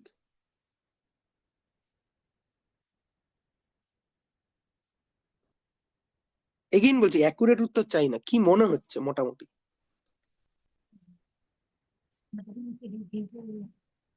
হুম হুম, শুনতে না পেলাম না, না। আমার মা উত্তর দিচ্ছিল। আচ্ছা, কি নাইলন অর্গানিক না অর্গানিক নয়? ঠিকই বলেছো। কি কি বললা, অর্গানিক না অর্গানিক না? মা মাটিতে মেশার সঙ্গে তুলনা করছে। আচ্ছা, মাটিতে মেশার সাথে তুলনা করছে, ঠিক ঠিক, বেশ। আম, হুম, মানে উত্তর হচ্ছে, তুমি হ্যাঁ বল বল মানে বল। আমি তোমাকে একটা জিনিস বলতে পারি, মানে হুম, অর্গানিক, তুমি মানে এটাকে আমি প্রথমেই এটা বলতে চাইছিলাম, যেটা বলিনি আমি, যে কার্বনের কেমিস্ট্রি থেকে যেটা আমি বলছিলাম, যদি তুমি ওই কেমিস্ট্রি হিসেবে ধরো তাহলে হ্যাঁ অবশ্যই অর্গানিক হবে। যদি আমরা যে সংখ্যাটা দিয়েছি যে মানে জীব দিয়ে যেগুলো মানে ওদিক দিয়েও আবার মানে একই, মানে কার্বনও জীবদেহ দিয়েই তৈরি, মানে জীবদেহ কার্বন দিয়ে তৈরি। তো সেদিক দিয়ে জীবদেহ দেখতে গেলে কার্বন দিয়ে তৈরি, কার্বন মানে হ্যাঁ জীবদেহ থেকে কার্বন হ্যাঁ আসে, হ্যাঁ এটা হ্যাঁ ঠিক নয় সেটাই। কিন্তু। তো সেদিক দিয়ে হ্যাঁ, দেখতে গেলে হ্যাঁ থার্মোকোল বলো বা আগের যে উদাহরণগুলো দিলে সবই অর্গানিকই হবে, ঠিক আছে, মানে সবই অর্গানিক হবে। ইভেন নাইলনে কি মানে তোর যুক্তি দিয়েও অর্গানিক, তুই যেটা বলছিস আমি এক্ষুনি দেখাচ্ছি। নাইলন কি থেকে তৈরি হয় জানিস? নাইলন কার পলিমার? নাইলন তো একটা পলিমার। হুম হুম। হ্যাঁ, নাইলন দু ধরনের নাইলন হয়, 6-6, একটা নাইলন 6। নাইলন 6-6 পলিমারটা দুটো জিনিস দিয়ে তৈরি হয়, দুটোই তোদের পরিচিত নাম, অ্যাডিপিক অ্যাসিড আর হচ্ছে কি জানো, ভুলে গেলাম নিজেই। অ্যাডিপিক অ্যাসিড আর অ্যামিনটা হচ্ছে হেক্সামিথিলিন। ডাইয়ামিন। না ডাইঅ্যামিন না, ছখানা কার্বন থাকবে, নামটা ভুলে গেলাম। হেক্সামিথিলিন ডাইঅ্যামিন বোধহয়। হ্যাঁ, হেক্সামিথিলিন ডাইঅ্যামিন, ঠিক ঠিক ঠিক। সো হেক্সামিথিলিন ডাইঅ্যামিন, ঠিক আছে। মানে এটা 6 কার্বন, তার মাথায় নাইট্রোজেন, মানে অ্যামিন, NH2 ঠিক আছে, এটা এরকম একটা ব্যাপার, ঠিক আছে। এখানে 6খানা কার্বন আছে, আমি লিখছি না। সো অ্যাডিপিক অ্যাসিড তো আমাদের শরীর থেকে তৈরি হয়,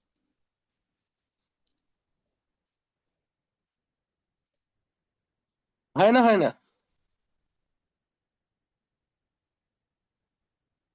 ওই যে ওমস গ্যাপ, oxalic acid, malonic acid, pivalic acid ইত্যাদি প্রভৃতি, ঠিক আছে, এরা তো শরীর থেকে তৈরি হয়, ডাইকার্বক্সিলিক অ্যাসিড। সো অ্যাডিপিক অ্যাসিড আমাদের শরীর থেকে তৈরি, হেক্সামিথিলিন ডাইঅ্যামিনও আমাদের অর্গানিক বহু ক্ষেত্রে পাওয়া যায়। ফলে এই দুটোকে যদি আমি কম্বাইন করি, তাহলে আমি যেটা পাবো সেটা অর্গানিক থেকে হঠাৎ কি ইনঅর্গানিক হয়ে যাবে? মানে নয় নিশ্চয়ই। আবার পলিথিন, যেটা পলিইথিলিন, বেসিক্যালি ওটা অপভ্রংশ হয়ে পলিথিন হয়ে গেছে, পলিইথিলিন, ঠিক আছে। ইথিলিন ঠিকই লিখেছি বোধহয়।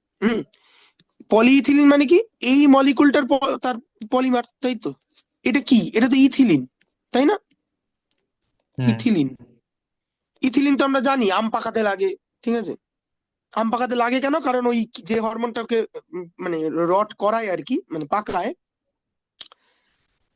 সেটার সেই হরমোনটা ইথিলিন, ইথিলিনের সাথে মানে ইথিলিন এমিট করে না কি ভুলে গেছি আমি এক্স্যাক্টলি, বাট সামথিং কিছু একটা হবে, যেটা ওর ওই হরমোনটাকে এক্সাইট করে এবং ওকে বোঝায় যে পাকার সময় এসেছে, ঠিক আছে। তখন ইথিলিন একটা অর্গানিক মলিকুল, আর আমি তাকে অনেকগুলো ইথিলিনকে নিয়ে জুড়ে দিলে পরে সেটা ইনঅর্গানিক হয়ে যাবে? নিশ্চয়ই নয়, ঠিক আছে, তাই না? আমি তো বলছি না যে একটা নিউক্লিওটাইড, অনেকগুলো নিউক্লিওটাইড, একটা নিউক্লিওটাইড অর্গানিক কিন্তু অনেকগুলো নিউক্লিওটাইড জুড়ে দিলে পরে ডিএনএ তৈরি হচ্ছে, সেটা ইনঅর্গানিক, তা তো বলছি না। তাহলে এখানে কেন বলছি? এরপরে যে প্রপোজিশনটা আসে, তার মানে আমরা বুঝতে পারলাম যে অর্গানিক নাকি ইনঅর্গানিক, এটা জীবদেহ থেকে আসলে সেটা অর্গানিক যদি হয়, তাহলে এরকম অনেক কিছু আছে যেটা জীবদেহ থেকে ঠিক আসে না, কিন্তু আমরা সেটাকে অর্গানিক বলি, ঠিক আছে। এরপরে মানুষ একটা লাইনে যায়, সেটা বলে হচ্ছে যে না ভাই দেখো, অর্গানিক হচ্ছে সেগুলো যেগুলো জীবদেহতে তৈরি হয়। তুমি nylon, adipic acid, hexamethylene diamine নিচ্ছ, যে দুটো অর্গানিক মলিকুল বুঝলাম, কিন্তু সেটা তো তুমি ল্যাবে তৈরি করছো, কোনো প্রাণী তো নাইলন তৈরি করে না, ঠিক আছে। তাহলে এর পরের প্রপোজিশন আসবে হচ্ছে যে ম্যান মেড, ঠিক আছে, বা এটাকে আরেকটু বলা আর্টিফিশিয়াল, ঠিক আছে। আর্টিফিশিয়াল যে জিনিস, মানে আর্টিফিশিয়াল আর অর্গানিক এইভাবে দাঁড় করানো হয়, ঠিক আছে। এইটাকেও চ্যালেঞ্জ করা যায়, ঠিক আছে। What is artificial? আর্টিফিশিয়াল বলে কিছু হয়? এটা পুরো তানিশা উত্তর দেবে, কারণ এটা এই গল্প আকাশ জানে। আর্টিফিশিয়াল বলে কিছু হয়?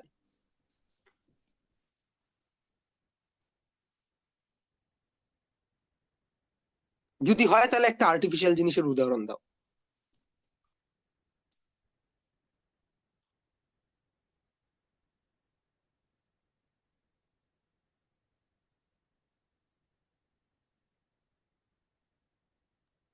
আর্টিফিশিয়াল তো হয়, কৃত্রিম হয় তো। আচ্ছা, ঠিক ঠিক ঠিক, তাহলে আর্টিফিশিয়াল একটা উদাহরণ শুনি, তোমার মতে এটা আর্টিফিশিয়াল, তাহলে আমরা বুঝতে পারবো যে এটা আর্টিফিশিয়াল।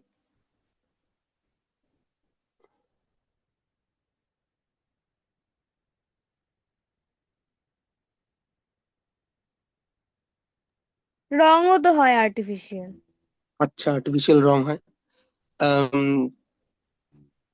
আর একটু সিম্পল কিছু বলতে পারবে না তো, এটা দিয়ে কাজ চালানো যাবে?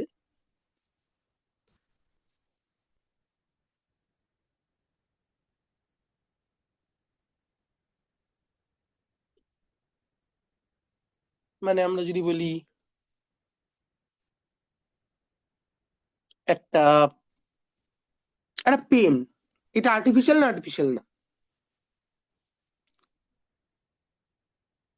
বা ওই যে পলিথিন লিখলাম যেটা, ঠিক আছে, পলিইথিলিন আর কি, মানে CHCHNN, এটা এটা কি আর্টিফিশিয়াল নাকি আর্টিফিশিয়াল না?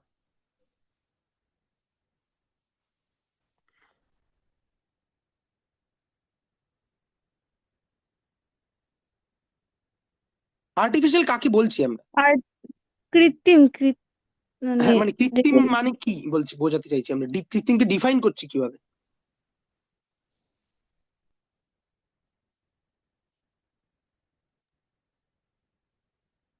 মানে যেগুলো বিভিন্ন ইসে মানে কি বলে। যেগুলো প্রকৃতিতে তৈরি হচ্ছে না, তাই তো, হুম, কোট আনকোট। হুম। হ্যাঁ, হ্যাঁ। ঠিক ঠিক ঠিক। হুম। ইথিলিন তো প্রকৃতিতে তৈরি হচ্ছে না, কোনো গাছ বা কেউ তো প্লাস্টিক ব্যবহার করছে না। ঠিক কথা। এখন প্রশ্ন হচ্ছে যে প্রকৃতিতে তৈরি হওয়া বলতে আমরা ঠিক কি বুঝি? সে ফর এক্সাম্পল, গাছ কি যেন করে ঠিক, মানে গাছের সবচেয়ে গুরুত্বপূর্ণ কাজ।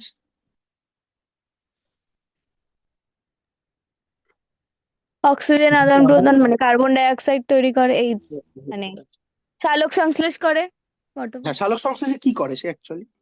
মানে আমরা তো জুলজি নিয়ে পড়েছি, আমরা ঠিক জানি না, বুঝেছো তো। জুলজি পড়ার আগে 2 বছর তো জেনারেল বায়োলজি পড়েছিস। এখনো তো বোধহয় জুলজির সাথে বোটানি পড়তে হয় মাইনারে। ওটা নিয়ে আছে, পড়ে আছে। আরে আমি মজা করছিলাম জাস্ট। আরে জানি জানি, আমিও মজাই করছি। হ্যাঁ, সালোক সংশ্লেষে কি করে যেন গাছ আসলে? গ্লুকোজ তৈরি করে তারপরে ঠিক ঠিক ঠিক ঠিক। কোথা থেকে গ্লুকোজ তৈরি করে, মানে কাঁচামালগুলো কি কি? CO2, ঠিক। তারপরে আর আর একটা মলিকুল,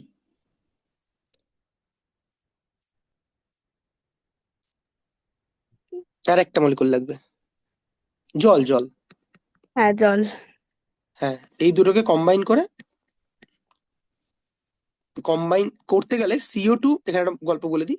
CO2 একটা ভীষণ স্টেবল মলিকুল, এমনি জলও একটা স্টেবল মলিকুল, ঠিক আছে, এবং ইউনিভার্সে বোধহয় যৌগ যদি আমরা বলি কোন একটা এরকম মাল্টি অ্যাটম যৌগ, ইউনিভার্সের সবচেয়ে অ্যাবান্ডান্ট বোধহয় জলই, ঠিক আছে। হ্যাঁ। তো এবার জল, ঠিক আছে, জল আর কার্বন ডাই অক্সাইড দুটো স্টেবল মলিকুলকে নিয়ে আমি ওকে মানে ওকে গ্লুকোজ তৈরি করার আগে তো ভাঙতে হবে। তাহলে স্টেবল মলিকুলকে ভাঙতে গেলে লাগে এনার্জি। সেই এনার্জিটা অ্যাবজর্ভ করে কে? ক্লোরোফিল নামক এক ভদ্রলোক। বেসিক্যালি সেইটা সূর্য থেকে আসে। আমাদের পৃথিবীতে সকল শক্তির উৎস কিন্তু সূর্য, সকল শক্তির উৎস। আমাদেরকে ছোটবেলায় পড়ানো হয় ওই পরিবেশ পরিবেশ সাবজেক্ট গুলোতে, যে দেখো, প্রচলিত শক্তি আর অপ্রচলিত শক্তির মধ্যে পড়ানো হয় যে প্রচলিত শক্তি হচ্ছে কয়লা পুড়িয়ে ইয়ে করছি হ্যান ত্যান, আর অপ্রচলিত শক্তির মধ্যে সৌরশক্তি। The fact of the matter is, আমাদের পৃথিবীতে একমাত্র নিউক্লিয়ার পাওয়ার প্ল্যান্টের এনার্জি ছাড়া বাকি সকল এনার্জি সূর্যের এনার্জি। তার বাইরে কোনো এনার্জি পসিবল নয়। পসিবলই নয়, ফরগেট অ্যাবাউট আদার থিং, পসিবলই নয়। হুম। কেউ বলতে পারে যে কয়লার এনার্জি কি করে সূর্যের এনার্জি হচ্ছে? সিম্পল, কয়লার মধ্যে যে কার্বন গুলো জমেছে, কয়লা করতে গেছে গাছ থেকে, গাছ, গাছের মধ্যে যে কার্বন গুলো ছিল সেটাই তো কয়লা করেছে, গাছের মধ্যে কার্বনটা কি করে অ্যাকুমুলেট করেছিল? হ্যাঁ। আচ্ছা, আর বেসিক প্রশ্ন করি তো, মজার, যে এই যে গাছ, গাছ, আমি একটা গাছ লাগালাম, ছোট্ট একটা গাছ লাগালাম, যার ওজন হয়তো 100 গ্রাম ছিল।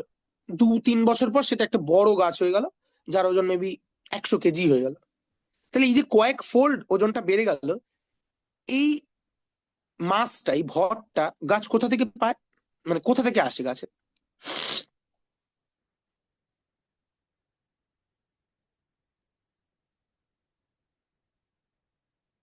গাছ মাটির ওপর দাঁড়িয়ে থাকে, তাহলে কি মাটি থেকে আসে?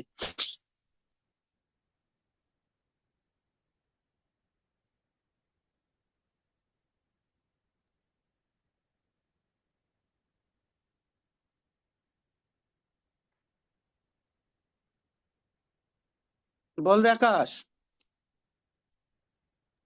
কি বলবো কি? এই যে কি ওই করে যে, মোটা হচ্ছে গাছ, আমরা যেভাবে হ্যাঁ মোটা হ্যাঁ, হচ্ছি, এক্স্যাক্টলি কি করে মোটা হচ্ছে। তা আমরা যেভাবে মোটা হচ্ছি, ও বেশি খেতে খেতে তুই তো ভাত জমে খাস, যাচ্ছে। তুই তো খাওয়ার কিনে হ্যাঁ। খাস, হ্যাঁ। তো গাছ তো গাছ খাওয়ার আরে কিনে হচ্ছে। খায় না। বানাচ্ছে তো। ঠিক কথা বানাচ্ছে, আমি হুম। বলছি যে বানাতে গেলে তো কিছু কাঁচামাল লাগে। হ্যাঁ। তো গাছের যে ওজনটা বাড়ছে, সেই ওজনটা সে গাছ কোথা থেকে নিচ্ছে, সেই ভরটা কোথা থেকে আরে নিচ্ছে? সূর্যের আলো, জল, আর কি বলবো? আমি তো বনু দিয়ে দিল উত্তর। সূর্যের আলো, জল, মানে মাটিতে, যেগুলো মাটি শোষণ থেকে করছে পাচ্ছে, না, মাটি থেকে তো শোষণ করছে, শোষণ তো মাটি করতে থেকে হবে। শোষণ করছে। সূর্যের আলোটা ভুল উত্তর, ঠিক আছে বাবা, সপরিবারে পড়তে বসেছিস তাই না? হ্যাঁ। ঠিক আছে, হ্যাঁ জ্ঞান ছড়ালেই ভালো। যাই হোক, সূর্যের আলোটা ঠিক নয়, তার কারণ হচ্ছে সূর্যের আলো ভর বৃদ্ধি করতে পারে না। সূর্যের আলো যেটা করে, এনার্জি ট্রান্সফার করে, কেমিক্যাল চেঞ্জ করে। হুম। হুম হুম। সূর্যের আলো ভর চেঞ্জ করতে পারে না। ভর চেঞ্জ করতে পারে, ঠিক কথা, জল এবং কার্বন ডাই অক্সাইড, হুম। কিন্তু mostly it is carbon dioxide. আমাদের দেখে মনে হয় গাছ যেহেতু মাটিতে দাঁড়িয়ে থাকে, আমাদের দেখে মনে হয় গাছের ভরটা বোধহয় মাটি থেকে বাড়ছে, কিন্তু গাছের দেহের প্রায় 90% ভর বৃদ্ধি পায় বাতাস থেকে, বাতাসে থাকা কার্বন ডাই অক্সাইড থেকে। কার্বন ডাই অক্সাইড থেকে অ্যাবজর্ভ করেও বডির মধ্যে কার্বন অ্যাকুমুলেট করে, এবং তার কারণ সেইখানে প্রত্যেকটা কোর্স থেকে শুরু করে সবই তো কার্বন দিয়ে তৈরি না, মানে সেটা ভরটা বাড়বে কি করে? যাই হচ্ছে সব কার্বনই তো। এক্স্যাক্টলি, এবং সেই কার্বনটা সে পাচ্ছে কোথা থেকে? মাটির তলা থেকে নয়, হাওয়া থেকে। হুম ঠিক আছে, হুম। সো গাছ is basically literally making air into solid thing, ঠিক আছে। হ্যাঁ, তো যাই হোক, এটা একটা সাইড ইয়েতে বললাম। যেটা ব্যাপার সেটা হচ্ছে যে গাছ কার্বন ডাই অক্সাইড নিচ্ছে, জল নিচ্ছে, এবং দুটো স্টেবল মলিকুলকে ভাঙতে ওর এনার্জি দরকার, সেটা সে সূর্যের থেকে পাচ্ছে। তারপরে ও সে একটা মলিকুল তৈরি করছে, that is call C6, sorry, 6NO6, the primary source of our food. নাও, এবার আমরা কি করি বলতো, আমরা এই গ্লুকোজ মলিকুলটাকে ভেঙে আবার কার্বন ডাই অক্সাইড আর জল তৈরি করি। এটা অনেকটা ওইরকম ব্যাপার। তো ওর বাবলো থেকে কিছু শুনে রেখে and তুই খরচা চালাস, ঠিক আছে, কাইন্ড অফ।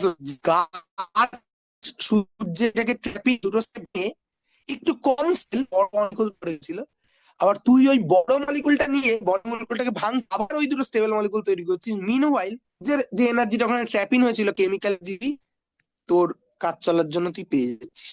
ঠিক আছে, how beautiful is that, simple reaction. Carbon dioxide যে রিয়াকশন নিয়ে নি ফসফর, ঠিক আছে, এন্ড দেন গ্লুকোজ অক্সিজেন দিয়ে পুড়িয়ে, গ্লুকোজ অক্সিজেন দিয়ে পুড়ালে কি তৈরি হবে? কার্বন গুলো কার্বন ডাই অক্সাইডে যাবে, জলগুলো যাবে, ঠিক আছে।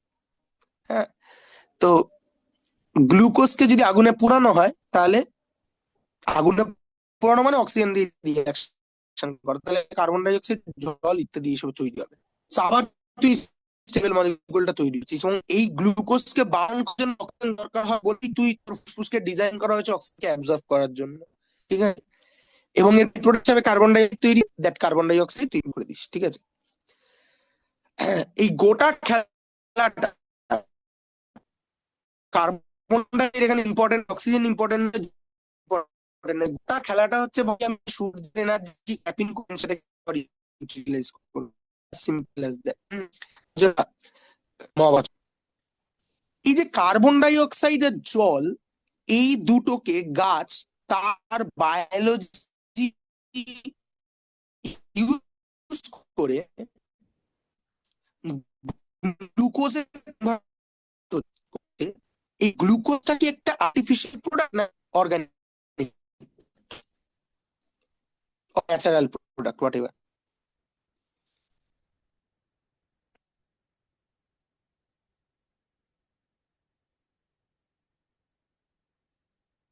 বল বল, কেউ একজন বল, তানিশা বল। কোশ্চেনটা আরেকবার করবে, তোমার কথাটা কেটে কেটে আসলো। ও আচ্ছা, আমি ভাবছিলাম এটা শুধু আমারই সমস্যা হচ্ছে, মানে তোমার তোমার কথাটা বেশ আমার কিছু, প্রশ্নটা ক্লিয়ার কি? মানে প্রশ্নটা আমি বুঝতে পেরেছি, কিন্তু কথাগুলো কাটাকাটি আসছিল। শুনতে পাচ্ছি কথাটা না তোর কোনোটা কথা, কেটে কেটে এসেছিল। কেটে কেটে যাচ্ছে। এবার জন্য শুধু আমারই সমস্যা হচ্ছে। তোর নেটের সমস্যা, কারণ তোর কথা। তোমার কথাও পুরো কাটা কাটা আসছে একদম। পুরো কেটে ও, কেটে আমার আসছে কথাই কথা। কেটে কেটে এসেছিল। হুম হুম। কতদূর কতদূর শুনেছিস? মানে আমি তোমার প্রশ্নটা বুঝতে পেরেছি, তুমি কি প্রশ্ন করেছো।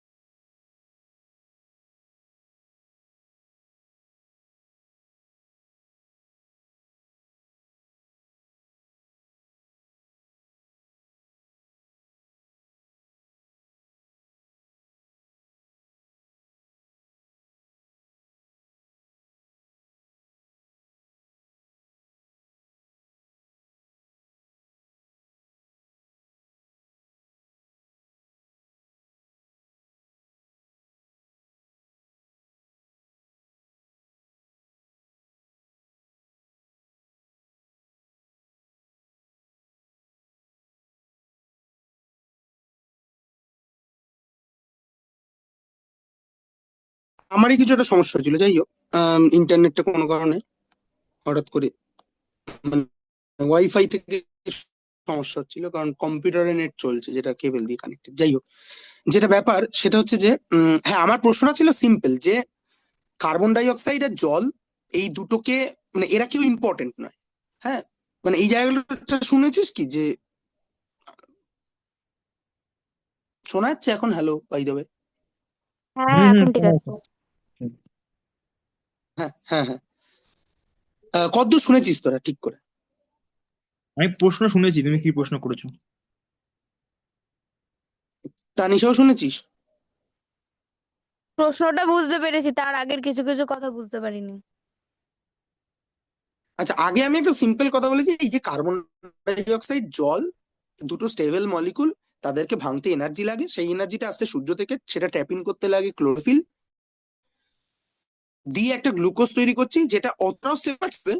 দেন সেই গ্লুকোজটা আবার আমাদের বডি ইউজ করছে, মানে গাছ ছাড়া, গাছ নিজেও ইউজ করছে ইভেনচুয়ালি। সেই জন্য গাছকে আমরা ছোটবেলায় শেখানো, তো গাছ কার্বন ডাই অক্সাইড নেয়, অক্সিজেন ছাড়ে। আর একটু বড় হয়ে ক্লাস 9-10 এসে জানতে পারছি না, গাছ কার্বন ডাই অক্সাইড নেয়, অক্সিজেনও নেয়, ঠিক আছে। হ্যাঁ।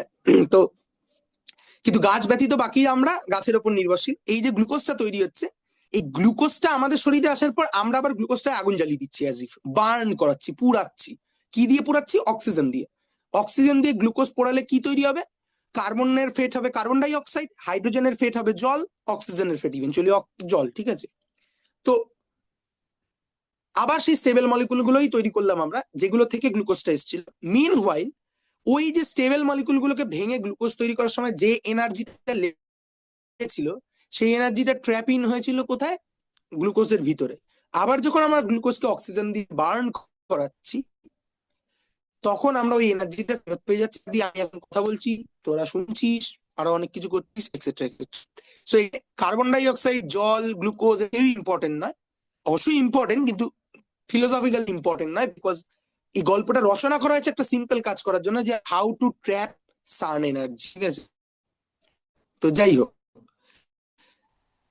এবার আমার যে প্রশ্ন, এই যে কার্বন ডাই অক্সাইড আর জল নিয়ে সূর্যের আলোকে অ্যাবজর্ব করে গ্লুকোজ তৈরি হলো, এই গ্লুকোজ প্রোডাক্টটাকে আমি ন্যাচারাল প্রোডাক্ট বলবো নাকি আর্টিফিশিয়াল প্রোডাক্ট বলবো?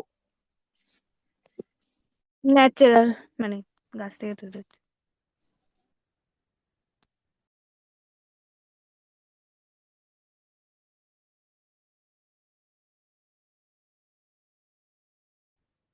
আবার কেটে গেছিল না? মানে প্রশ্নটা কিছুটা প্রশ্নটা করলে তারপরে আর কিছু শুনিনি। আচ্ছা, মানে লাস্টে, একদম লাস্টে, তাই তো? একদম লাস্টে, হ্যাঁ একদম লাস্টে, হ্যাঁ। হ্যাঁ, তো প্রশ্নটা আর কিছু বলিও নি, ওই প্রশ্নটাই শেষ করেছি, যে কার্বন ডাই অক্সাইড আর জল মিলে সূর্য এনার্জি দ্বারা গ্লুকোজ তৈরি হচ্ছে। গ্লুকোজটা কি আমরা ন্যাচারাল প্রোডাক্ট বলবো না আর্টিফিশিয়াল প্রোডাক্ট বলবো?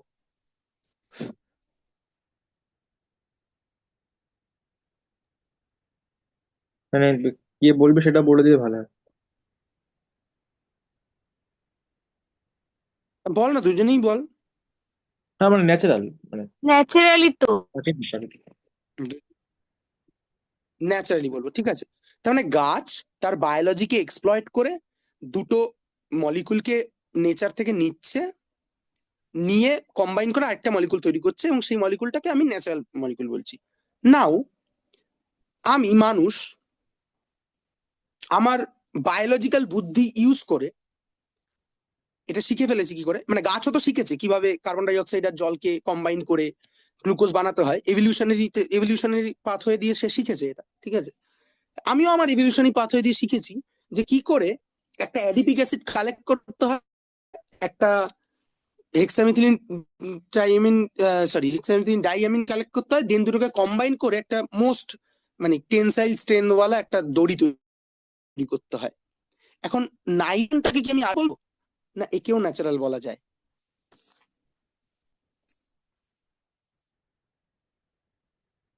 বা সে ফর এক্সাম্পল একটা লোক সে ল্যাবে গ্লুকোজ তৈরি করছে, তাহলে ওই গ্লুকোজটা কি আর্টিফিশিয়াল গ্লুকোজ হবে না ন্যাচারাল গ্লুকোজ হবে? Artificial. Why that is so?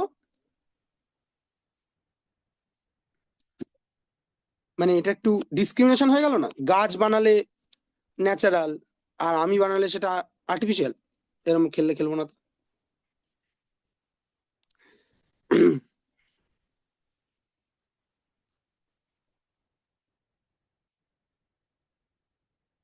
আমি দুটো গ্লুকোজ বানিয়েছি, দুটো কোনো ডিফারেন্স নেই, দুটোই সেম গ্লুকোজ, তার স্টিরিও কেমিস্ট্রি তার সমস্ত কিছু সেম।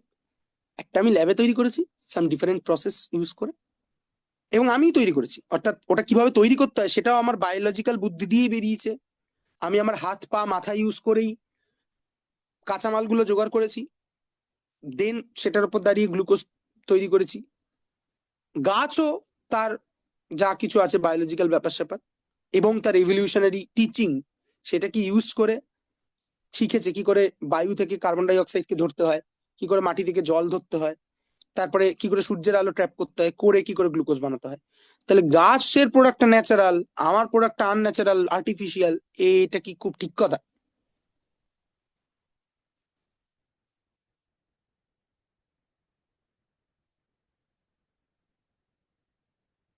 আমি মনে হয় সব ইতিহাস ভূগোল নাড়িয়ে দিচ্ছি আমার নীরবতা দেখে মনে হচ্ছে যে না না, মানে ইচ্ছা।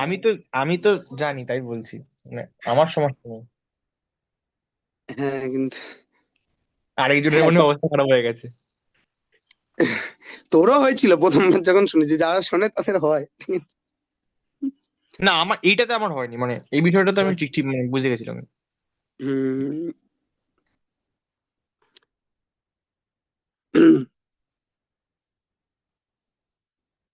হ্যাঁ, তনিষার মতামতের জন্য আমরা অপেক্ষা করছি।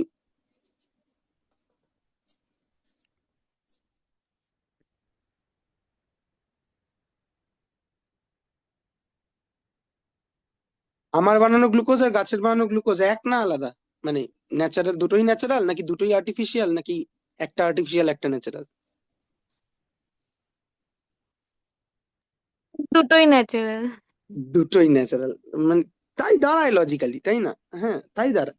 গাছ তার ক্যাপাবিলিটি ইউজ করে গ্লুকোজ তৈরি করছে, আমি আমার ক্যাপাবিলিটি ইউজ হ্যাঁ, এবার যেহেতু গল্প কথাটা আমি বলছি, আহ, গাছ বই লিখতে পারে না, আমি বই লিখতে পারি, তাই আমি যখন বই লিখবো যে কি করে আমি গ্লুকোজটা বানিয়েছিলাম, তখন ওটা একটা ফার্স্ট পার্সন পার্সপেক্টিভ হবে। আর আমি যখন গাছ কিভাবে বানায় সেটা গবেষণা করে শিখে সেটা লিখবো, যেটা আমরা পড়ি অলরেডি, তখন আমি ওটা একটা সেকেন্ড পার্সন পার্সপেক্টিভ হবে, সেইখানে আলাদা। ফলে আমি বলতে পারি বড়জোর আমার গ্লুকোজটা ম্যান মেড, কিন্তু দেয়ার এক্সিস্ট নো ওয়ে, যদি সেইভাবে মেটিকুলাসলি বানানো হয়, দেয়ার এক্সিস্ট নো ওয়ে যেখান থেকে আমি আইডেন্টিফাই করতে পারি যে এটা ন্যাচারাল নাকি এটা আর্টিফিশিয়াল। একটা ছোট্ট রাস্তা আছে, যদিও সেই রাস্তাটাও আমি এখন মানে আমরা ইয়ে করে ফেলতে পারি, ঠিক আছে। তো যাই হোক, তো সেটাকেও স্কিপ করে যাওয়া সম্ভব, মানে ইয়ে করে দেওয়া সম্ভব। তার মানে যা দাঁড়ালো সেটা হচ্ছে যে there exist nothing such thing call artificial. হ্যাঁ, কৃত্রিম বলে ঠিক কিছু হয় না বাবা, তুমি বলতে পারো ম্যান মেড, আমি রাজি আছি, কিন্তু কৃত্রিম বলে ঠিক কিছু হয় না। এটা হজম করা একটু কঠিন, কারণ আমাদের ওইভাবে শেখানো হয় তো। একটা কথাই আছে ন্যাচারাল ফ্যালাসি, মানে অনেকগুলো ফ্যালাসি আছে সায়েন্সে, যারা ফিলোসফিক্যাল দিকটা নিয়ে পড়ে তারা দেখে অনেকগুলো সায়েন্সের ফ্যালাসি শেখানো হয়। ফ্যালাসি মানে হচ্ছে ফলস সেন্স অফ যুক্তি, যেখানে মনে হয় যে যুক্তি আছে কিন্তু আসলে যুক্তি নেই। তার মধ্যে একটা ফ্যালাসি হচ্ছে ন্যাচারাল ফ্যালাসি, যেটা বলো ন্যাচারাল ফ্যালাসি মানে হচ্ছে যে এই যে যা কিছু নেচারে হয় সেটাই খুব সঠিক, এইটা ধরে নেওয়াকে বলা হয় ন্যাচারাল ফ্যালাসি। ঠিক আছে? ওই জন্য নেচারের প্রতি আমাদের একটা বায়াসনেস আছে। সেইখান থেকে আমাদের ওই বায়াসটা কাজ করে যে গাছ তৈরি করছে, গাছ নেচারের পার্ট, এবং সেটা সেই জন্য একটা ন্যাচারাল প্রোডাক্ট। ঠিক আছে, but in principle artificial and natural বলে কিছু হয়। এইখানে বলেই আমরা অর্গানিক কেমিস্ট্রি আজ মনে হয় না পুরো কোশ্চেনটা আমরা উত্তর দিতে পারবো, ঠিক আছে, পরের দিন আমরা উত্তর দেবো। সেখান থেকে আবার এগোবো, যেখান থেকে এইটা যে জায়গায় আমরা এখনো বসে আছি, মানে মানব সভ্যতার বয়স তো লিনিয়ারলি বাড়ে না। মানে এই মুহূর্তেই পৃথিবীতে আমাদের মানব সভ্যতার মধ্যেই বহু মানুষ আছে যারা আমাদের থেকে অনেক অনেক জ্ঞানী, অনেক অনেক এগিয়ে আছেন। আবার অনেক যারা আছে আমাদের থেকে অনেক অনেক পিছিয়ে আছেন। মোটামুটি একটা অ্যাভারেজ নিয়ে ভাবতে হয়। তো ওই জন্যই এই যে আমাদের এইখানে আমরা যদি ভাবি এই যে প্রবলেমটাই আমরা আইডেন্টিফাই করার চেষ্টা করলাম গোটা ক্লাস জুড়ে, যে there exist nothing such thing call artificial and organic or natural. আমি একটা ন্যাচারাল এলিমেন্ট বা এন্টিটি, আমি যা তৈরি করি সেটা ন্যাচারাল। এবার এখানে দাঁড়িয়ে এই প্রবলেমটা হিস্টোরিক্যালিও ছিল। 1800 সাল নাগাদ, মানে 1800 ওরম সময়, 1800 টু মিড 1800, ঠিক আছে, হুম, মিড 1800 এরকম সময়, ঠিক আছে, পর্যন্ত এই ধারণাটা ছিল। তখন যদিও কেমিস্ট্রির জন্ম হয়নি, ফর্মাল কেমিস্ট্রি, তখন কেমিস্ট্রির কাছাকাছি যে জিনিসটা ছিল, যেটাকে আজকের দিনে বলা হয় প্রোটো কেমিস্ট্রি, ঠিক আছে, প্রোটো কেমিস্ট্রি, প্রোটো মানে হচ্ছে হবু হবু হবু কেমিস্ট্রি, ঠিক আছে, সেটা ছিল অ্যালকেমিস্ট, মানে অ্যালকেমিস্ট্রি, ঠিক আছে, বা অ্যালকেমি, কেমিস্ট্রি বলা হতো না, সরি, অ্যালকেমি, এটাই বোধহয় বানানটা, ঠিক আছে। নিউটন কিন্তু 26 বছর বয়স পর্যন্ত নিউটনের আমরা যা পড়ি ফিজিক্সে সব 26 বছরের মধ্যে করে ফেলেছে। তারপরে সে অ্যালকেমিতে চলে গেছে। এবার অ্যালকেমিস্টটা ওরকম ভাবতে যে আমি কি করে লেড কে গোল্ডে কনভার্ট করতে পারবো, ঠিক আছে, ইত্যাদি প্রভৃতি। এগুলো হচ্ছে অ্যালকেমিস্টদের কাজ ছিল, মানে খানিকটা সায়েন্স খানিকটা ম্যাজিক, এরকম একটা ব্যাপার। সেখান থেকে দেখ অ্যালকেমি যারা করতো তাদেরকে বলা হবে অ্যালকেমিস্ট, সেটাই ছোট হয়ে আজকে আমাকে বলা হবে কেমিস্ট, ঠিক আছে। তো অ্যালকেমি, তো সেই সময় মানুষ কি করছে, মানুষ গাছপাতা যা পাচ্ছে সেখান থেকে প্রোডাক্ট আইসোলেট, মানে কম্পাউন্ড আইসোলেট করার চেষ্টা করছে, কিছু না বুঝেই প্রায়। কেউ কেউ কম্পোজিশন বোঝার চেষ্টা করছে, যে একটু আগুনে পুড়িয়ে দিলাম কতটা কার্বন ডাই অক্সাইড বেরোলো, সেখান থেকে ব্যাক ক্যালকুলেশন করে, যেসব অঙ্ক আমরা ওই ক্লাস 10-এ করতাম না, রাসায়নিক গণনা বলে, বা 11-এর একদম প্রথম চ্যাপ্টারে ছিল, ওই অঙ্কগুলো আসলে কিন্তু মানুষ একসময় করেছে, টু ডিটারমাইন কম্পোজিশন ফর্মুলা, ঠিক আছে, যে এটা কটা কার্বন আছে, কটা অক্সিজেন আছে, ইত্যাদি সব করতো। করতে করতে মানুষের ধারণা হয়েছিল যে অর্গ্যানিক মলিকুল, আবার অর্গ্যানিক মলিকুল, ঠিক আছে, মানে ওরা অর্গানিক মলিকুল বলতে কি বোঝাতো, ওরা অর্গানিক মলিকুল বোঝাতো মূলত ন্যাচারাল, মানে ওই আবার নেচার থেকে পাওয়া জিনিস, ঠিক আছে, compounds collected from biological world, ঠিক আছে, বায়োলজিক্যাল ওয়ার্ল্ড থেকে কালেক্টেড যে মলিকুল, সেই মলিকুল গুলোকে কোনো ঈশ্বরের সাহায্য ছাড়া তৈরি করা যাবে না, মানুষ ল্যাবে একা একা মানবিক ক্ষমতায় তৈরি করতে পারবে না। This theory is called vital force theory.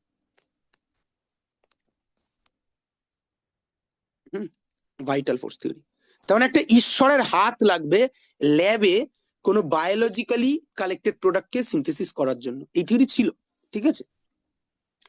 এই থিওরি ভাঙলো কখন, এই গল্পটা পড়ানো হয় আমাদের 9-10 বইতেও থাকে, ঠিক আছে, কিন্তু জানি না কতটা ইম্পর্টেন্ট কে পড়ায়, কিন্তু অনেকে পড়ায়, মানে এমন নয় যে একেবারেই কেউ পড়ায় না, ঠিক আছে, অনেকে পড়ায়, হ্যাঁ।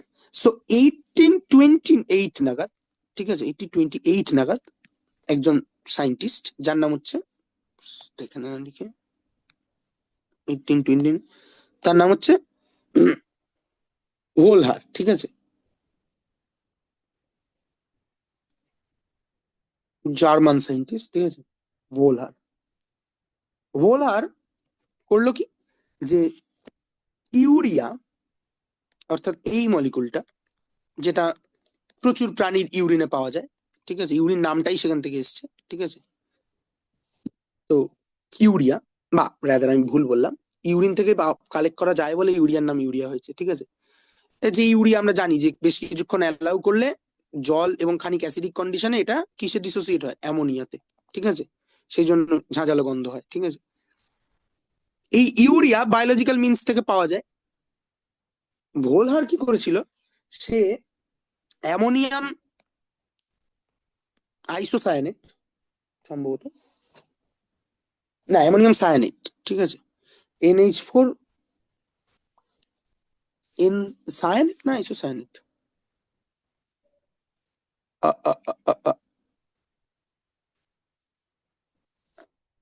এইটা OCN, বেসিক্যালি এটা নামটা আমার এই মুহূর্তে কনফিউশন লাগছে সামহাউ। তো যাই হোক, অ্যামোনিয়াম সায়ানেটই হবে হয়তো, অ্যামোনিয়াম সায়ানাইট, হ্যাঁ অ্যামোনিয়াম সায়ানাইট হবে, আমি সায়ানাইডের সাথে গুলি করেছি, অ্যামোনিয়াম সায়ানেট, অ্যামোনিয়াম সায়ানেট, হ্যাঁ সায়ানেট, এটা NAT, সায়ানেট। অ্যামোনিয়াম সায়ানেটকে হিট করে একটা স্পেসিফিক কন্ডিশনে ও ইউরিয়া বানিয়ে ফেলে, ঠিক আছে। এই নিয়ে প্রচুর মানে এটা নিয়ে প্রচুর পরবর্তীকালে কমেন্ট ইত্যাদি প্রভৃতি হ্যান হয়েছে। এই প্রথম হিস্টোরিক্যালি আমি যদি দেখি, যে প্রথম ভাইটাল ফোর্স থিওরিটাকে চ্যালেঞ্জ করা হলো, যে ইউরিয়া যেটা বায়োলজিক্যাল মিনস থেকে আসছে সেটাকে আমরা ল্যাবে তৈরি করে ফেলেছি, ঠিক আছে, হ্যাঁ। এবং এটাকে তখন যে কোনো নতুন জিনিস যখন আসে, বহু মানুষ তো সেটাকে কাউন্টার করতে চায়। তো সেই কাউন্টার করতে গিয়ে মানে এমন এমন লোক জিনিস বলেছে যে না, এই যে অ্যামোনিয়াম সায়ানেটটা ভোলার কালেক্ট করেছিল মোস্ট প্রবাবলি ঘোড়ার ইউরিন থেকে সামথিং লাইক দ্যাট, ঠিক আছে, এরকম কিছু একটা ছিল, ঠিক আছে, মানে কোন একটা ন্যাচারাল সোর্স থেকে। এগেইন এই যে প্রবলেমটার কথা বললাম, ওই প্রবলেমটাতে এটাকে যুক্তি হিসাবে ব্যবহার করা হয়েছে, যে না ভোলার আসলে ভাইটাল ফোর্স থিওরিকে ভুল প্রমাণ করেনি, কারণ ওর যেটা স্টার্টিং মেটেরিয়াল সেটাও তো নেচার থেকে কালেক্ট করেছে, তাহলে কি করে হলো, ঠিক আছে, এরকম একটা ব্যাপার, ঠিক আছে। এরপরে কোলবে বলে একজন ভদ্রলোক, কোলবে ইলেকট্রোলিসিস নামটা 11-12 পড়ানো হয়। কোলবে কোলবে এরকম একটা সিমিলার কাজ করেছিল, ঠিক আছে, হ্যাঁ। কোলবে কি করেছিল, কোলবে বেসিক্যালি ইলেকট্রোলিসিস করে, অর্থাৎ তড়িৎ বিশ্লেষণ গোছের একটা রিয়াকশন করে, হ্যাঁ, বেসিক্যালি সে আম, কি বলে, একটা কার্বক্সিলিক অ্যাসিড সল্ট থেকে করেসপন্ডিং অ্যালকিনটা তৈরি করে ফেলেছিল, ঠিক আছে, হুম। সো এ যেটা করে, একটা কার্বক্সিলিক অ্যাসিড সল্ট থেকে ইলেকট্রোলিসিস করে এইটা তৈরি করে, অ্যালকিন তৈরি করে, ঠিক আছে, সাম সর্ট অফ অ্যালকিন, ঠিক আছে, এটা তৈরি করে, হ্যাঁ। হ্যাঁ আসছি, 2 মিনিট। এবার যেটা ব্যাপার সেটা হচ্ছে যে এইখানেও উপযুক্ত দেওয়া হয়েছিল যে ও তো কারেন্ট ব্যবহার, ইলেকট্রিসিটি ব্যবহার করেছে, ইলেকট্রিসিটি তো একটা ন্যাচারাল জিনিস, তাহলে এই তো ঈশ্বরের হাত এখান দিয়ে আছে, ফলে যেভাবে প্রুফ করা যায়, ঠিক আছে, হুম। বাট এই প্রথম জিনিসটা চ্যালেঞ্জ হলো হিস্টোরিক্যালি যদি দেখা, যদিও আমরা পরের দিন এখান থেকেই শুরু করব, যে ইউরিয়াকে কিন্তু অ্যাকচুয়ালি অর্গানিক মলিকুল আজকের ডেফিনেশনে বলা যায় না, it's not an organic molecule. হ্যাঁ আসছি আসছি, আমি যাচ্ছি, ঠিক আছে, হ্যাঁ। It's not an organic molecule, ঠিক আছে, আজকের ডেফিনেশন, হুম। ফলে হোলারের অ্যাকচুয়াল কাজটা কিন্তু সে অর্গানিক মলিকুল সিনথেসিস করেনি, কিন্তু তখনকার দিক থেকে দেখলে পারে সে কিন্তু ভাইটাল ফোর্স থিওরিটিকে, এবং ভাইটাল ফোর্স থিওরিটিকে চ্যালেঞ্জ করাটা কিন্তু এই এক্সপেরিমেন্টটা দিয়েই রেফারেন্স দেওয়া হয়। ফলে আমরা বোধহয় আজকের ক্লাসে এই জায়গায় এসে দাঁড়িয়েছি, যে অ্যাটলিস্ট অর্গানিক সম্পর্কে আমাদের যে প্রিকনসিভ নোশন গুলো ছিল এগুলো আমরা ভাঙতে পেরেছি অ্যাটলিস্ট, ঠিক আছে। মানে একটা কথা বলা হয়, বহু এডুকেশনিস্টরা বলে, to learn something you have to delearn something, ঠিক আছে। তো অর্গানিক কেমিস্ট্রি লার্ন করার আগে আমরা কিছু জিনিস ডিলার্ন অ্যাটলিস্ট করতে পেরেছি, তারপর তো আমরা লার্ন করা দেখছি। আরেকটা জিনিস খুব ইম্পর্টেন্ট, এটা আমি আকাশদের যখন পড়াতাম অনেকবার বলেছি এই কথাটা, পরে আমি এই বছর খানেক আগে রবীন্দ্রনাথের একটা লেখা পড়তে গিয়ে, যেটা আজ থেকে প্রায় 100 বছর আগে লেখা, ওখানেও দেখেছি লেখাটার নাম হচ্ছে শিক্ষার আলো। সেখানেও রবীন্দ্রনাথ বলছে, শিক্ষাকে সে ডিফাইন করছে এভাবে যে শিক্ষা কি। তখন সে বলছে যে শিক্ষা হচ্ছে বেসিক্যালি ধাক্কা। যে জিনিস তোমাকে ধাক্কা দেয় না, অর্থাৎ তুমি লাট্টুর মতো একদিকে ডাইরেকশন ঘুরছে, তাকে যে পেনিট্রেট করে না, তাকে ধাক্কা দেয় না অন্যদিকে ঘোরানোর জন্য, সেই জিনিস শিক্ষা নয়। ফলে আজকের এইটুকু কনটেক্সটে আমরা যদি একটু একটু ধাক্কাও পেয়ে থাকি, সেটাও প্রমাণ করে যে আমরা খানিক শিক্ষিত হয়েছি। ঠিক আছে, দেন আমরা প্রসেস করবো। তো আমরা পরের দিন এখান থেকে আলোচনা শুরু করবো যে ভোলার তো মানে হিস্টোরিক্যালি আমরা দেখলে ভোলারের কাজটাকে ভাইটাল ফোর্স থিওরির ফার্স্ট চ্যালেঞ্জ হিসাবেই দেখানো হয়।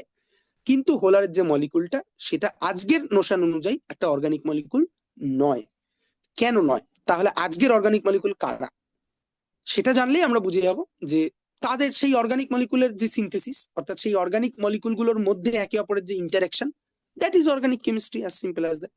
তা আমরা যে প্রশ্নটা এখান থেকে ছেড়ে যাচ্ছি যে what are organic molecules in today's definition.